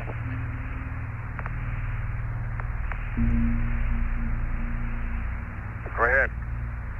Okay, the command module orbit somehow is missing all the mass cons, and it's not degrading into circular like we thought it would. It's just staying right where it was, about a 70 by 50. And so what we're planning on is an extra little maneuver about 1 hour prior to the normal plane change, which will lower the command module altitude at the plane change node to 60. This will be about 11 feet per second RCS burn. And then Ron will do the plane change at the normal time, but it'll be a little bigger than we had planned. I think the last hack was about 365 feet per second for plane change. And we've checked the consumables. That puts the RCS right on the pre-flight line. He's been running about 4 or 5% above it. That'll use up that pad there, put him back to nominal on RCS, and on the SPS, that puts you right down on the CSM rescue red line. So really no problem, in good shape consumable-wise. Over. Okay, sounds like a good ground over the posture.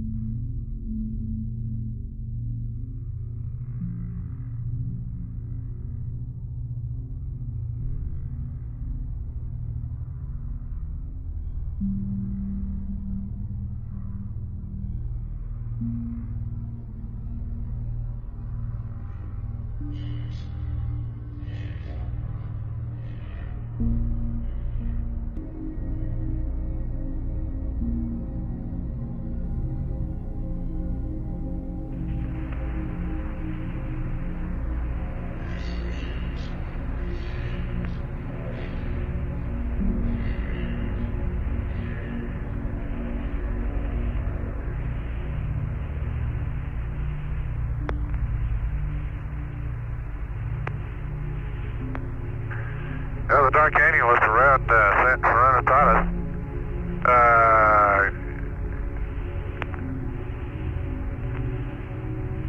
As you look north, Now the dark variation there, and I'm kind of looking back, looking a little bit backwards now.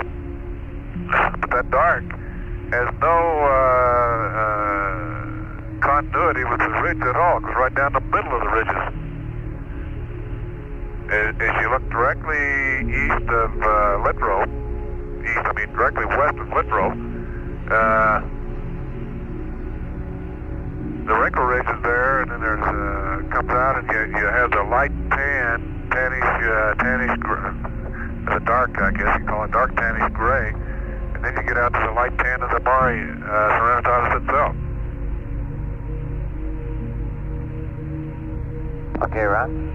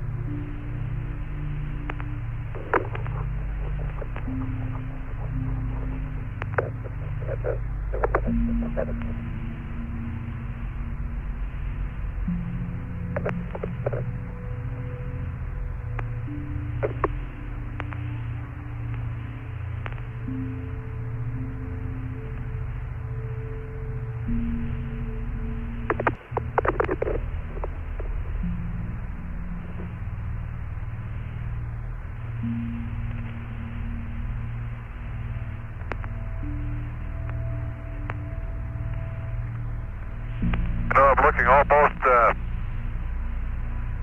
directly into the sun, and you can still see a topographic expression, a topographic high around the rills in the Takei area, and also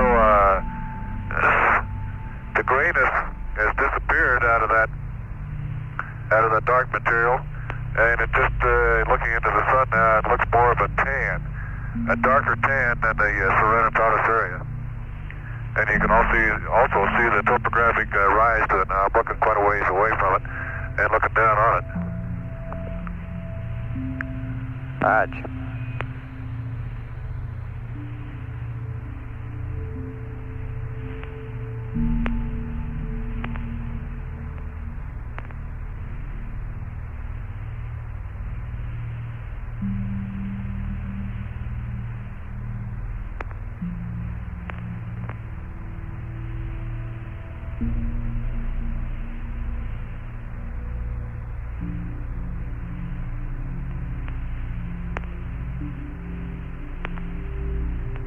You know, it's kind of funny now, looking back at Sulpicius Gallus, and just to the north of that, there's a crater. It's about, well, it's right at the end of those rills that go north from Sulpicius Gallus. And you can really see the ejecta blanket. The ejecta blanket looks very dark around it now in this sun. Now you look out across the Mare Serenitatis now, and you're getting toward the sunset, looking back into the sun, and the color is disappearing, all except in that one spot. Now that must be either a fresh ejecta, and you lose the brightness of it or something, or either that or it's dark. It's sure a dark ejecta blanket around it. The blanket itself goes out maybe 2-3 crater diameters, and it looks like it has kind of a ray type pattern to it. I'll mark that crater. I don't even know if it's got a name or not, but I'll mark it on my map. Okay.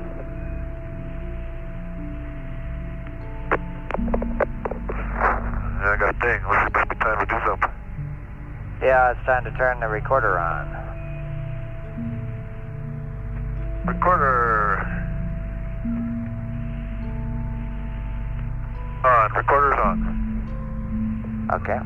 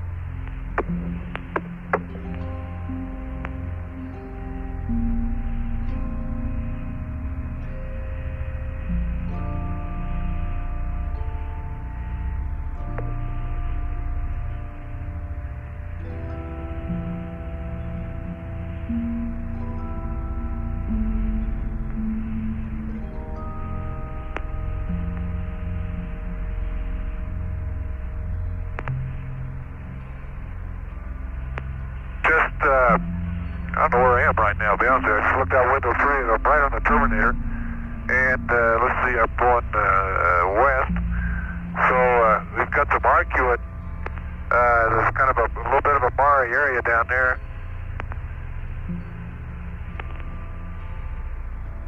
Okay, I think it is. And you can see